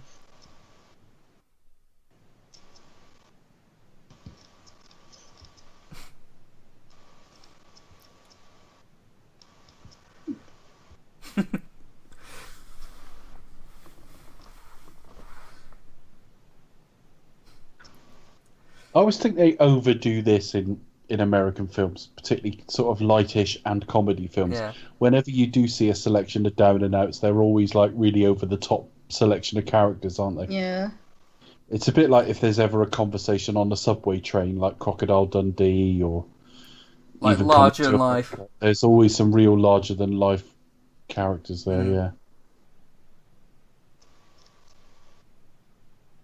I haven't seen Crocodile Dundee in a few years. No, that's not a long time either. I think probably since 1984. It wasn't made quite that early, but yeah. No. Yeah. You just get the sort of like, you know, scrape them off, save yourself, which will come back later on, which is kind of upon the moment. But he delivered the bar humbug line quite well. Like that on paper, that's like a fucking hell, really.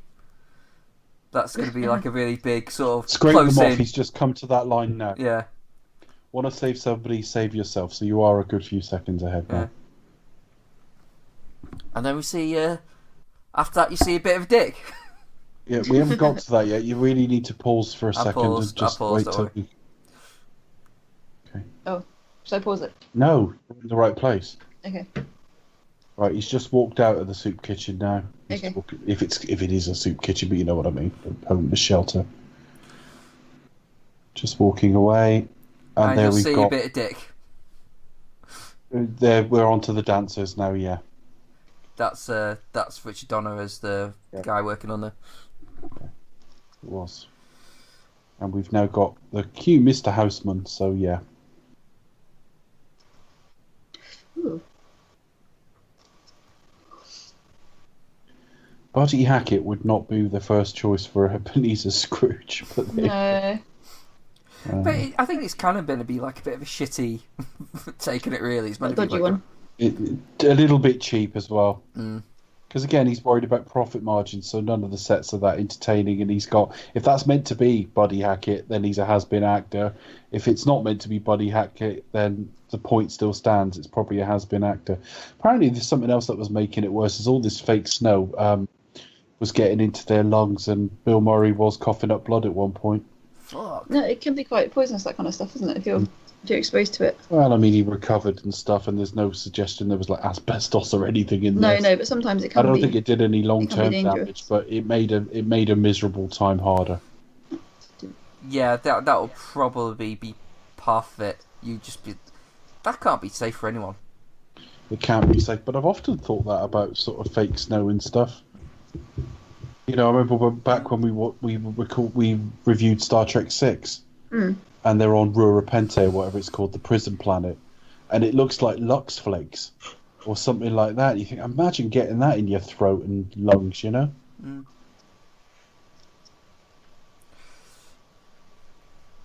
You know, you're trying to act and someone's pouring, like, you know, dishwasher soap on you. Yeah. Yeah. Yeah. I always thought this was a bit of an odd change. Usually the first ghost is normally like a fairy. And the second one is normally the big bearded fella. Mm. Yeah.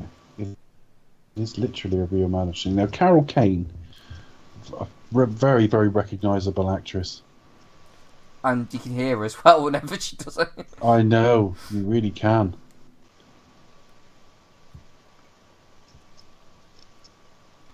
Sort of person that Tim Burton would probably get on with. Yeah. Yeah. I imagine if it was like just generations, he'd probably work for all the time.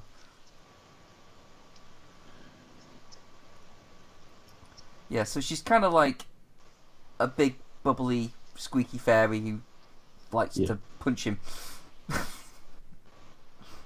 Just going down to see what I've seen her in. Adam's Family. Oh, yeah.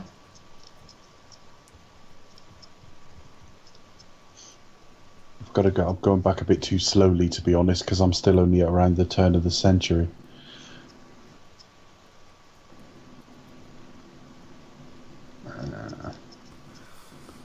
She was in, the Addams Family and Addams Family Values. I don't know if I've seen either of the film versions. I don't know. I can't remember now. Oh, really? I'm not sure if I have. They obviously didn't stick out to me. She was in The Princess Bride. Of course she was. Yes.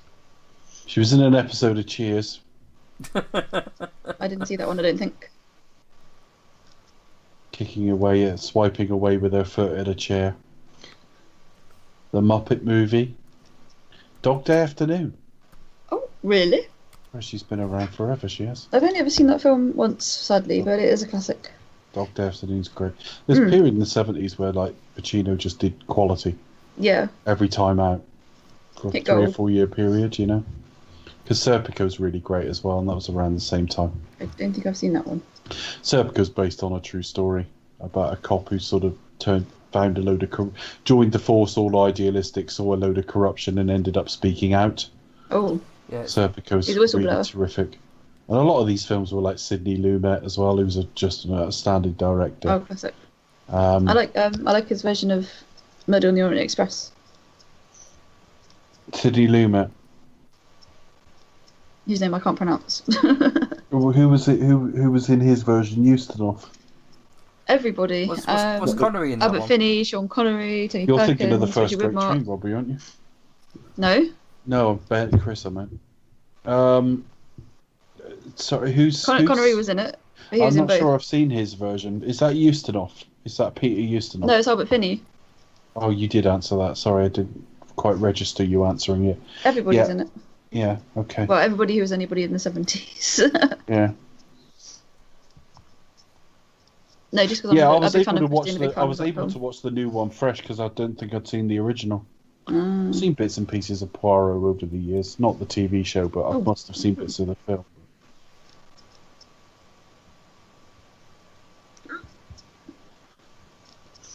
Oh dear. She'd make a pretty half decent counsellor because she just looks kind of sympathetic and just listens. Yeah. He's unburdening himself like she cares. She's an unusual looking woman as well. She's kind of cool.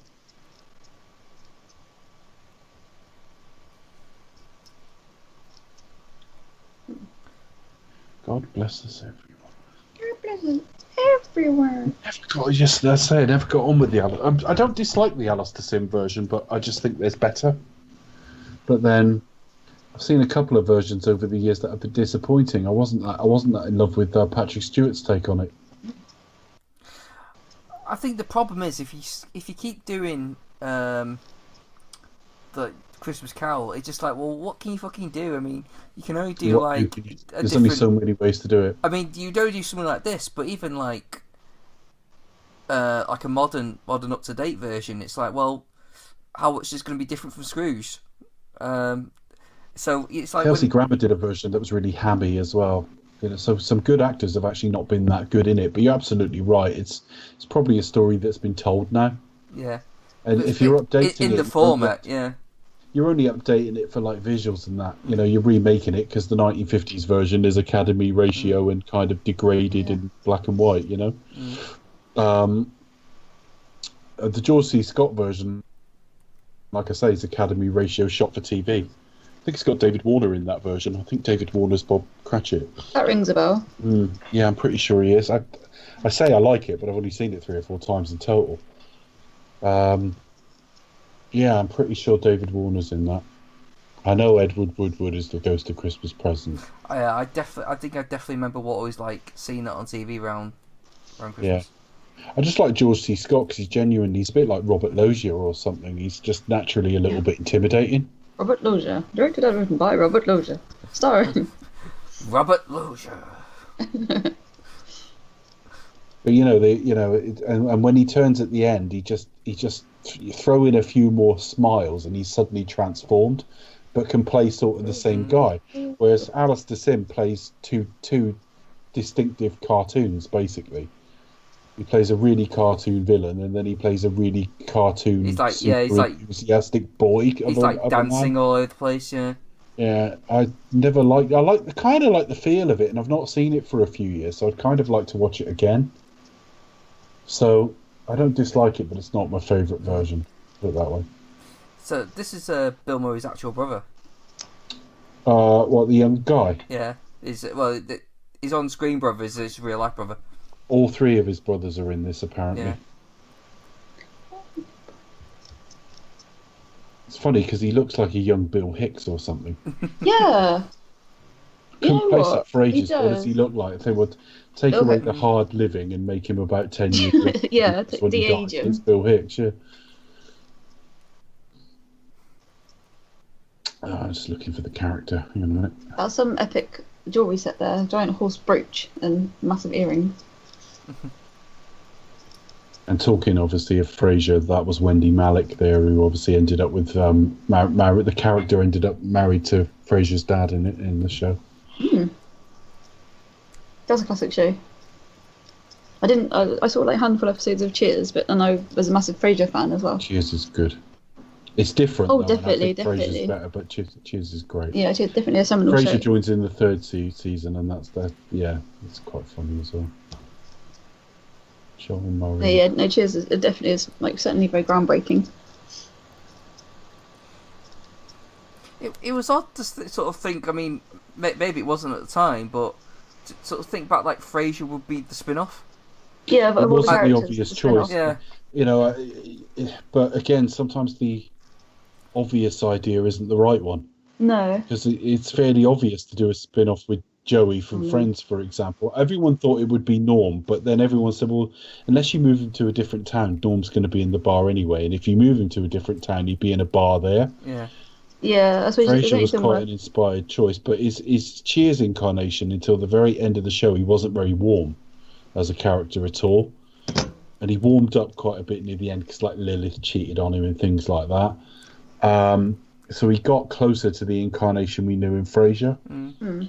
I think The other in risk Cheers he was was still pretty much quite stuck up and the actor had drug problems as well and drink problems, so there's a hell of a lot of risk in going ahead with Frasier. But yeah, I think the obvious choice is never really the right choice because it's always No, going as to you be. say. It's always going to end up with something that's like too obvious. Yeah. So it's.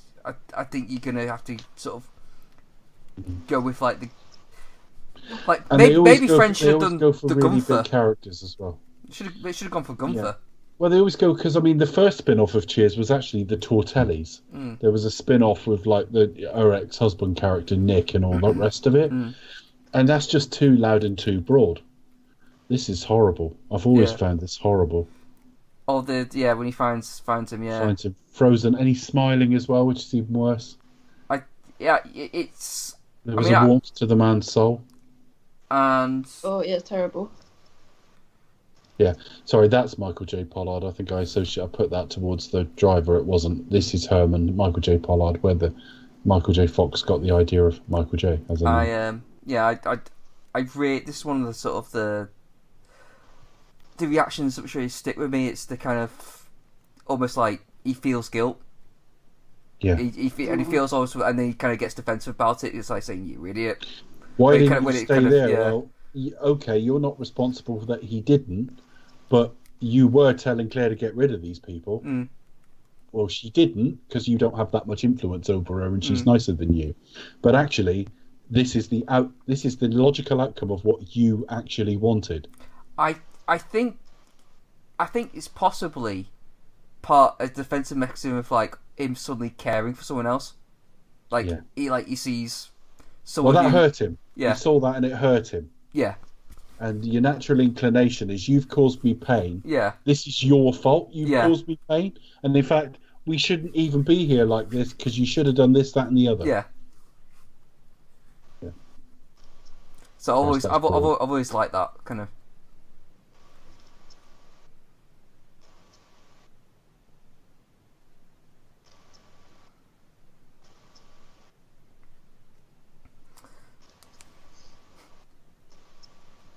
I always thought the gag of that girl got constantly getting hit by something.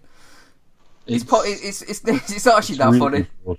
It's from another film series entirely. Do you know what I mean? In Yeah. terms of tone, it's a little bit Carry On, a little bit, I don't know, a bit like Nordberg in The Naked Gun or something, constantly getting hurt and things like that. But yeah, he's going like a bit loopy at the moment. He's just...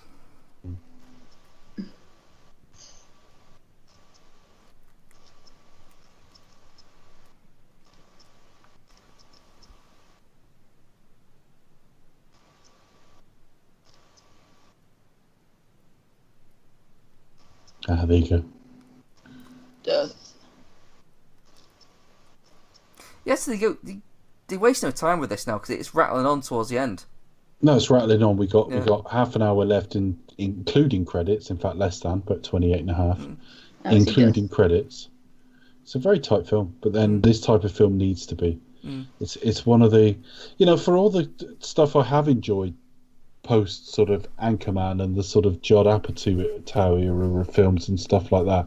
Lots of that I've enjoyed, but there's no doubt there's been a bloat in the running time of comedies, and that's not a good thing. Of all the genres that need to be kept fairly tight, I think comedy's chief amongst them. Yeah, comedy and horror.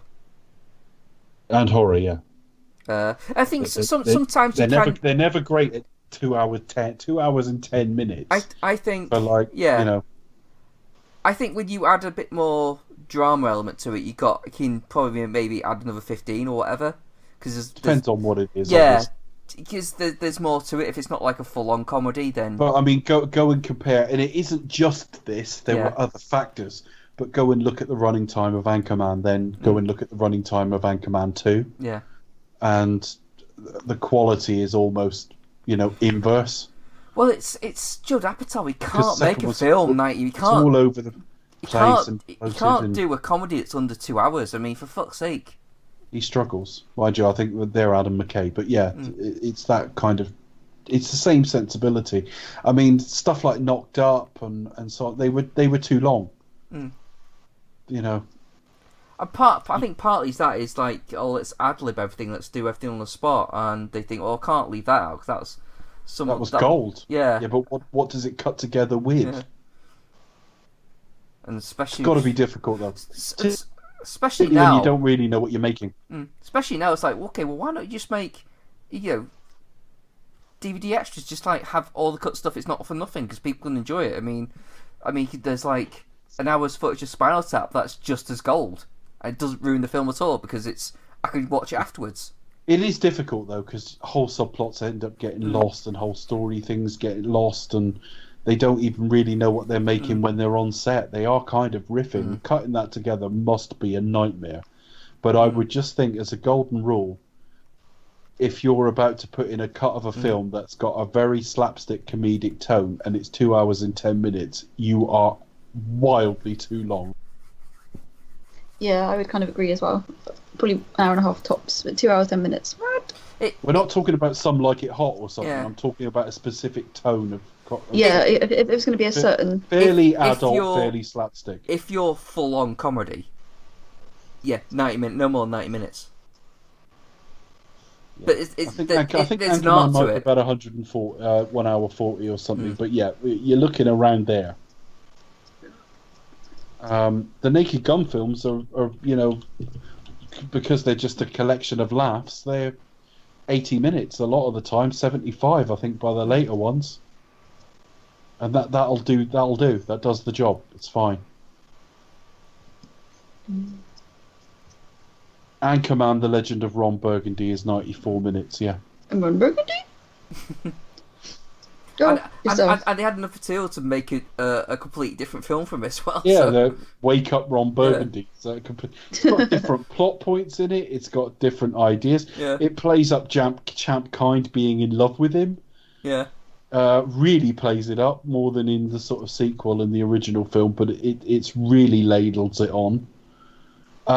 You think it's quite difficult to cut these things together because you could end up leaving these things hanging, but the sequel is 119 minutes, so it's 2 hours. That's too long, and there's a supersized edition of 143 minutes. There's just no comedy that benefits from being that long. And now we'll get Bobcat Goldthwait going absolutely fucking psycho. Crazy 8 bonkers with his drill and sex. Yeah. You'll hear me say that now and again, listeners. That's from the University Challenge episode of The Young Ones. Bambi, you did Disney nasties.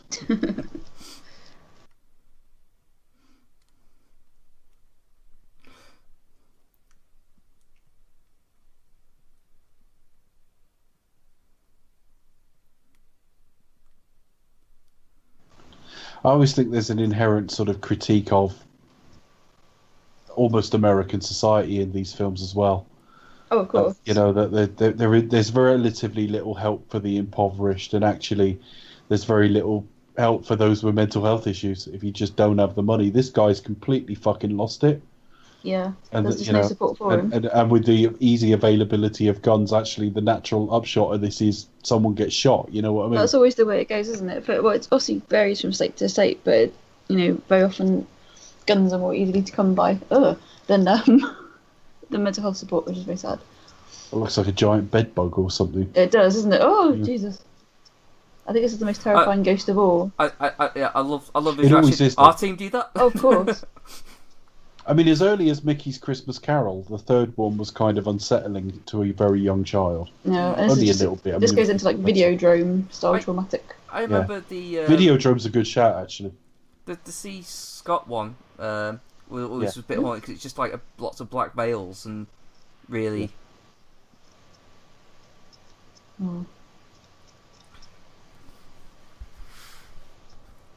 None for you. I mean, I'll be honest. I never really got till later on, like, you know, when he realised he's dead. That was such the tipping point. It was like, well, of course you're gonna die in the future. Everyone's gonna die.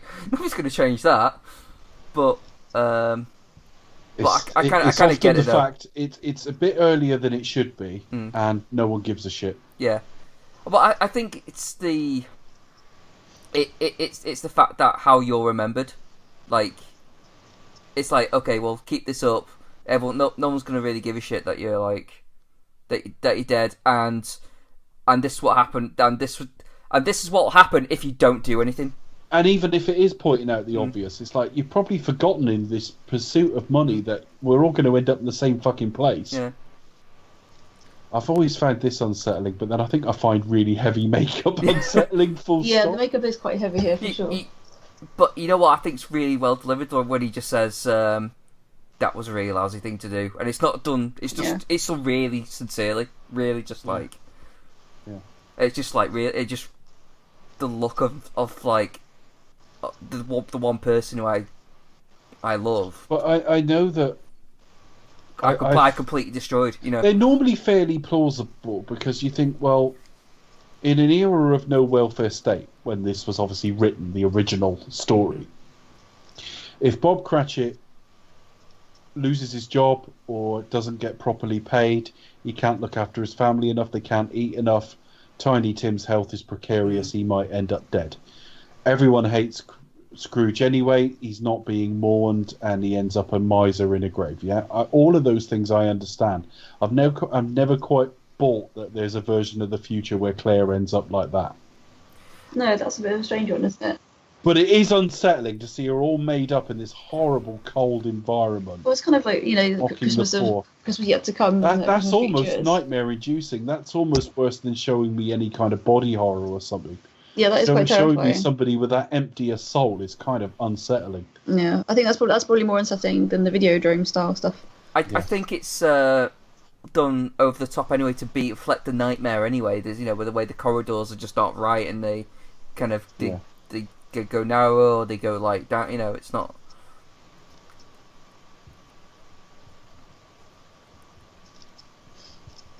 But yeah, that's the bit that gets me when you see Claire. It's just like that's a lousy thing to do. It's like, yeah.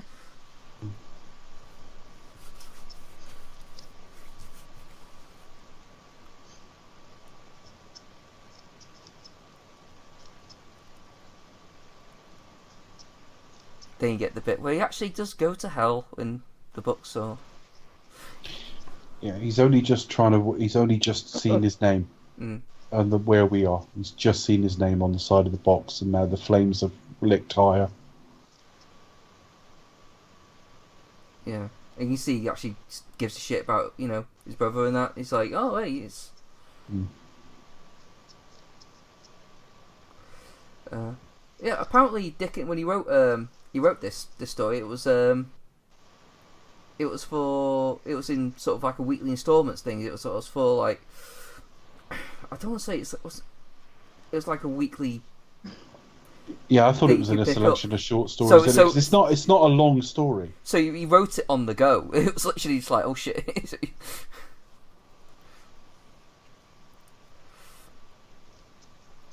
You think there'd be 6 or 7 car chases in it then, just so that there was a bit of action in each episode. Now, to be fair, you have to go big if you're gonna like confuse like this guy. Yeah. Yeah. But you know, to be fair, he's just thought he was about to die, so.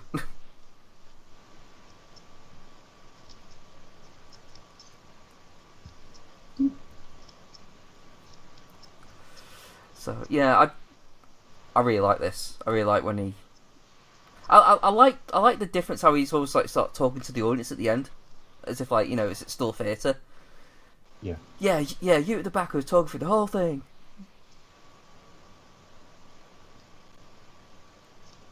Just blowing a raspberry on his belly. Yeah. So that's the, which is grim because he doesn't look particularly clean. I've got a bit of a hygiene thing, you know. Mm.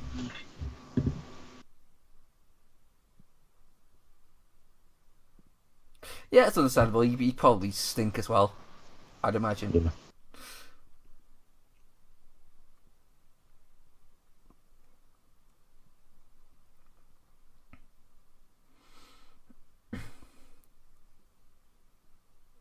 Yeah, so he's just getting in the elevator now. Going to... we're a few seconds behind. Alright. I'm not a schmuck, he's just said. Now he's grabbed him round the neck. Wait a minute, what time is it? Yeah. Somebody stole my watch, it's 1:45. Right. He's just thrown him in the elevator. And he's walking in behind him, so yeah, that should be where we are.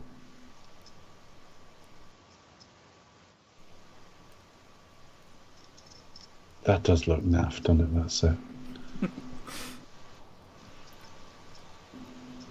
But it's a good take. It was like sort of that slightly stylized take would be fine because it is like theatre. It's no, it's no different from going to see Blood Brothers or something like that. It's got sets that look a little bit like that in their way, in the first half of it anyway. But yeah, I like to take how he sort of his thing is sort of to say it in front of the audience, to actually sort of talk to the camera. Yeah. And kind of make it something like this is supposed to be about. It's like, I'm going to actually send a heartwarming message to everyone. Well, it is a bit, I almost hate this term but it's a bit meta in that he's actually just standing there explaining they were at the end of the show as well. He was looking out the window, what day is it? So we were at the end of A Christmas Carol where he sends that boy off to buy a turkey or whatever it is. And he's basically stood there, and he's now going to stand there and explain the claims. Yeah. More or less.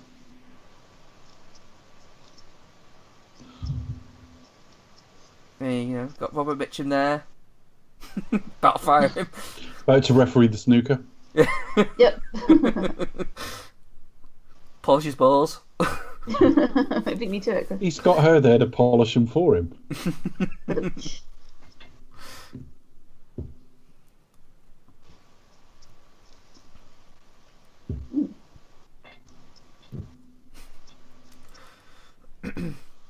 Staple antlers to a mouse's head. I'd like to have been at that script conference. Well, obviously, we say to do this. Super glue? No.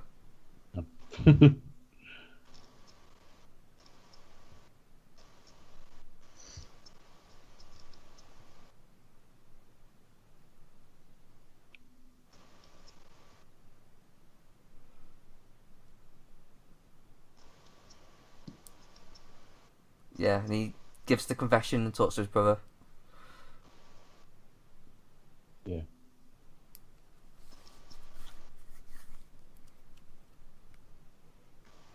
But she was crying at his funeral. They do actually really love him. Yeah, well, that's what the.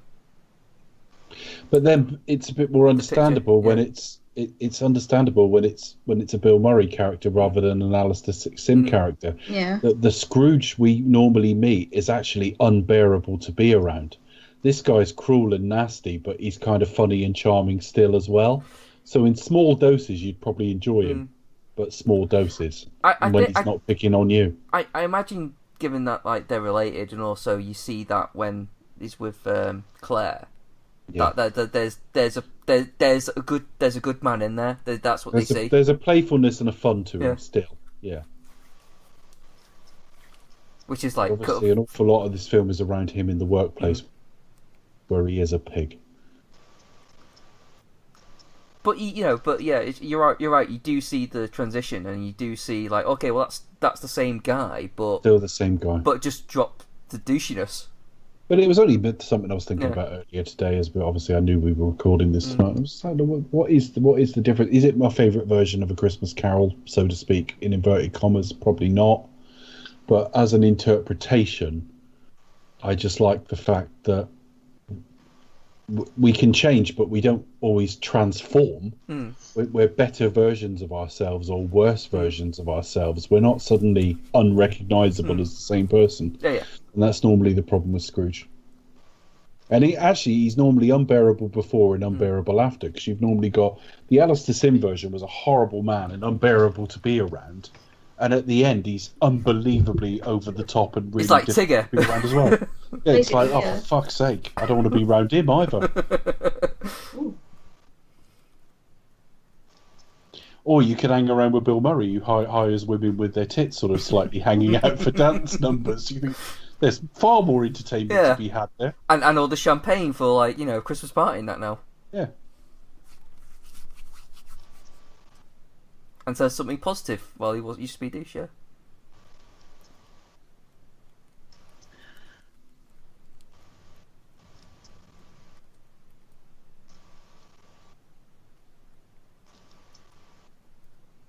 Oh, he's calling out directly to her. No. That's where I wish life were that simple. No, it's a big wish fulfillment, isn't it? As you can go, oh, well, I've done it all, but I wish I could see X again.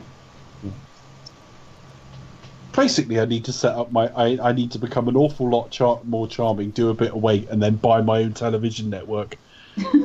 all achievable by Christmas Eve. I think you can do it. You got 5 days to go. You got YouTube, so that's your TV network done. Yeah, there you go. You need to buy a waistcoat like that. Yeah, I need to get a job at the snooker, don't I? You do. John Virgo wants his waistcoats back. And even some of the cheesy ones where you sort of cut back to the bottom of Rich and Boss, and he's kind of taken with it. He's like, oh, what the hell? It's like he's reaching out to everyone. Yeah. We should be taping this. I've just been bought a video, you ungrateful bastard. I mean, what they're doing open it on Christmas Eve anyway. That's cheating. Kids today don't know what taping means. Ask your parents. You imagine if he missed taping it and would have had he had a video and then opened it in the morning. Yeah, exactly. Most profound conversation a member of his family ever had anywhere. It was like, oh shit. Okay. So if this actually happened, this will be like one of the search things like on YouTube. Remember when this happened? No one was taping it. Well, like someone's got to tape it somewhere. Oh yeah. Yeah, do you remember when that guy had a nightmare? But he went on to it in this universe, it's got a happy ending. So he goes on, in his job and becomes possibly a beloved figure. But it will be remember when he absolutely lost it, went through it on national TV. Yeah. And ironically, and it would be a quiz question. What was the in-show play that was showing? And it would be like almost an ironic answer. Like ironically, it was Scrooge, as he went through the similar moment. This goes on a little long. I've always thought that though. I've like had a Yeah. little bit enough of it now. But we got to have time for Claire to get there. Mm. And also his eyes are welling up, which is kind of brilliant. I think the thing I really like is the actual message at the end. It's how he interprets it into he's talking about that that feeling you get by just doing good things. It's like you do become greedy, and it kind of like it just makes the world a better place. Whenever you do a good thing, you feel better, and it might you might even say that's selfish in itself, but at the end of the day, you interpret these good things, and everyone does it. You end up with a better world because it's just a better world being. Everyone's happier, and everyone sort of helps each other's out, and it becomes a nicer place to be in. And I think that's an important message to maintain, and we kind of lose that. Well, we can potentially lose that, sadly, but it's important to remember. And they don't overplay the little Cratchit thing in the same way. Everybody, no, I don't think like the first one. The romance angle, it doesn't feel shoehorned in at all. Well, it's its own different thing because it's like it's almost like a miracle. It's like it gives them a reason to speak. It's more the fact that I never see any connection between Scrooged and Tiny Tim. the young Tiny Tim. I couldn't think of the name for a minute. I never see that connection, and then suddenly he's heartbroken. What a delightful little boy! To save him. Here, there's something there, but at the end, he's upset and he's kind of touched, and he's had an experience, but he's not fetishizing in a non-sexual way the child. You know what I mean? It's another factor. Yeah. But more importantly than that, he's gonna get some.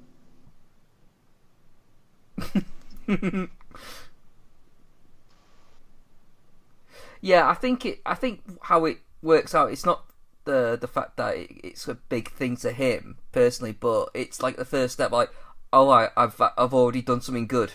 Like I've cleansed my soul now, and the kid who's like not said anything since his dad died says something, and I've already kind of inspired something else, so it's just it works like that. Oh, an unsightly dick on the screen there. Yeah. Good old Dick. Doesn't kind of feel like a Dick Donner film, but then what does a Dick Donner film look like? He's kind of broad, isn't he? I mean, I think he went on and did like Maverick and things like that. Yeah, I mean, we talked last week. I mean, Charlie mentioned about like some of the scenes like feeling like Omen, and there was a bit of an Omen-esque thing when he's hanging out the window. Which I'd never thought about, but of course Charlie thinks in music, so he's thinking, score this a different way, and what does it feel like? And he's right. Yeah. And did Donner go on to do Goonies after this, or was it before, or was it Lethal Weapon? No, Goonies was mid-80s, so this is 88, so the Goonies was before this. Lethal Weapon, I think, was 87. Yes, so this is post both of them. Yeah. But Lethal Weapon 2, I think, was 89? Yes, so he would have done that, so that next. He would have gone from this to Lethal Weapon 2. Yeah. He did all the Lethal Weapons, didn't he? So I suppose his career was still really strong at this stage. Yeah, he's not doing anything now, is he? He's an old man. I don't mean any disrespect in saying that, but you wouldn't necessarily expect him to be working. He's about 88. I'm sure he was born in 1930. Can I look him up? But then Ridley Scott doesn't stop fucking working, does he? Well, Ridley Scott's a better part of a decade younger. Oh, is he? Oh, right, I thought he was... Well, he's early 80s. He's 82. Yeah. There's about 6 years between them. And Richard Donner might be fit enough to do it. I don't know, but I mean, the fact is, he hasn't done a film since 16 Blocks. He's probably earned his money. Thought, fuck it. 76 when his last film came out, and you think, well, why would we expect anyone to still be working at 88 years of age? Might be a bit of a challenge to get him insurance as well, anyway. But Dick Van Dyke is still working at 92. Yeah, but how big are his roles? Little cameo. Well, I know this is it. Little cameo roles here and there. So. Omen, a big hot. Mind you, there was still talk of Lethal Weapon 5. How old? Robert Redford. Robert Redford's about 82 as well, I think. Without looking. Sure. I think they'll probably that'll be a recast type thing or a reboot of some sort. What, Lethal Weapon? Yeah, Next Generation or something. I don't know. I mean, we'll revisit them. We were going to do Lethal Weapon next, but we're all itching to get to Mission Impossible, so we're going to do that first. Whether we then do Lethal Weapon, I don't know. We haven't decided, but it's in the next few, and I'm keen to do it because I haven't really watched them that much or for a very long time. So I might, and I do realise watching all this stuff I quite like Richard Donner, so I suspect I'll really enjoy them, perhaps in a way I've not before. Because I know I'm not in love with Die Hard. The Die Hard. Yeah, films. you prefer Lethal Weapon over Die Hard, don't you? Yeah. But what I'm saying is, I don't think I appreciate them, either of them, as much as I possibly could. Yeah. But I remember genuinely like it. But they what I'm saying is they all need revisiting. What I'm also saying is, I think I'm more fearful of doing the Die Hard series, because I just don't enjoy most of the entries. There's going to be a 6th film soon, and I think it's like 1.5 good films, Oh, give up. Yeah. Whereas Lethal Weapon, I at least remember enjoying them all. Even 4, which weren't great, I enjoyed it just fine. Yeah, you got two are good and the other 2 are mediocre. But you say they are watchable, so it's not like it's hardship to Rapidly watch. smooth. Yeah. So so that's our Christmas gift to you, listeners. Yeah. We'll just. Scrooged. Yeah, we'll keep talking out the credits because that just seems like good form. There's about 3 minutes left on our version, so we'll keep chatting to you for a minute though. But just what's coming? We try to do the Christmas episodes as bonuses, i.e., you'll get our normal schedule plus an extra, and we were going to do the same with the Patreon. We can fulfill half of that, so this will come out the same weekend as our Superman commentary. But the following week was going to be Age of Ultron. It's actually going to be the bonus episode on The Crow. Becca was still right in saying what was coming next was Age of Ultron because of how we number episodes and everything. But yeah, the next episode from us will be a review of the Brandon Lee film The Crow. Which I'm looking forward to because I have never seen it. Have you not? Have you seen it? But I will see it. I know about it. Have you seen it at the time of recording? You haven't. No, I'm still to watch, but I shall watch it in due course. Do not worry. No, I believe you. I'm just wondering if you were saying I haven't seen it before we've gone into this. I actually thought you watched it the other night because I did, but I'm going to watch it again. No, I had some technical problems. Okay. Okay. Probably majors. Himself probably. If we're arguing over which is the most 80s film of all time, The Crow's got a shout at being the most 90s film of all time. It looks like the most gothic film of all time. Very 90s. We'll get there. Even down to what the villains look like. There are a lot of films like that with, the Gary Oldmans of this world turning up looking rather like that. And in the waistcoats and... Yeah. Yeah, I think I'll be able to watch that and then I'll have a deeper appreciation for films like Fifth Element, etc., etc. Well, yeah. And The Matrix, for example. Yeah, there was influences on all of those, but Interview with the Vampire is another one. It's it's period, but it looks very 90s. Tom Cruise, Brad Pitt. That was Christmas for this year. My choice next year. Oh, I'm keen to know what your pick, Dave. I'll tell you now. It's Trading Places. Oh, fabulous. So we'll have... Yeah, that wasn't on that Christmas list. Yeah. I'm surprised. Well, Only last year it was Trading Places, so... Mm. As with all these things, we reserve the right to change our mind. If I have a blinding idea in 11 months ago, I'm not going to say, but I promised. But yeah, it was this time 12 months ago when we were recording last year's, I knew my next choice was Trading Places, and a year on it still is. Yes. So that's what it's going to be next year. John Landis. Yeah. Good luck. So with the Trading Places and Coming to America franchise is complete. It's complete, yeah. Oh dear. The two major players are going to get younger because obviously we did Coming to America first. Mm-hmm. And I remember saying, Christ, Chris, you're 3 years from another show. You're only 2 years away from another. Only 2 years away from it now. Becca's 3 years from another choice. Yeah, I'm bringing up the rear. I've got another 3 years to choose. I'm actually Secret Service. Do you know, at that point, we might get away with it. It's been long enough. Well, next year's 50th anniversary, and we're all buggering off to what other choices Switzerland, are there? I mean... What do you mean we're all buggering off to Switzerland? I'm not. Can't afford it. What other choices are there? Like, we could do Santa Claus the movie. We could do any Christmas film you want. Should we work through the top 20 list? No. I mean that list is a travesty. I don't see Jingle All the Way in that at all. No. I don't see Chris picking White Christmas or something. No. Not unless he thought it was a porn parody or something. There'll be an action edge to it, I'm sure. No. So Trading Places. It could be Jingle All the Way. So be prepared. You did suggest that the first time. I'm surprised you didn't pick it last year. That's a good film. I think it might be that one. But yeah, so it's you, me, Nick. Yeah. We got loads of time to decide because although I've just chosen, it's a year till we actually do it. Yeah. So gives me a year to buy it. So yeah, a year to save up your pennies. Yeah, save up my pennies for the DVD version of Trading Places. I was going to say we'll be sat there next year. It'll be a fucking DVD, and it will be secondhand, and it will be scratched, and it will be. It'll probably be on Netflix. It probably will be on Netflix actually. Yeah. Streaming are available. But then we would have thought Scrooge would be on Netflix now, so.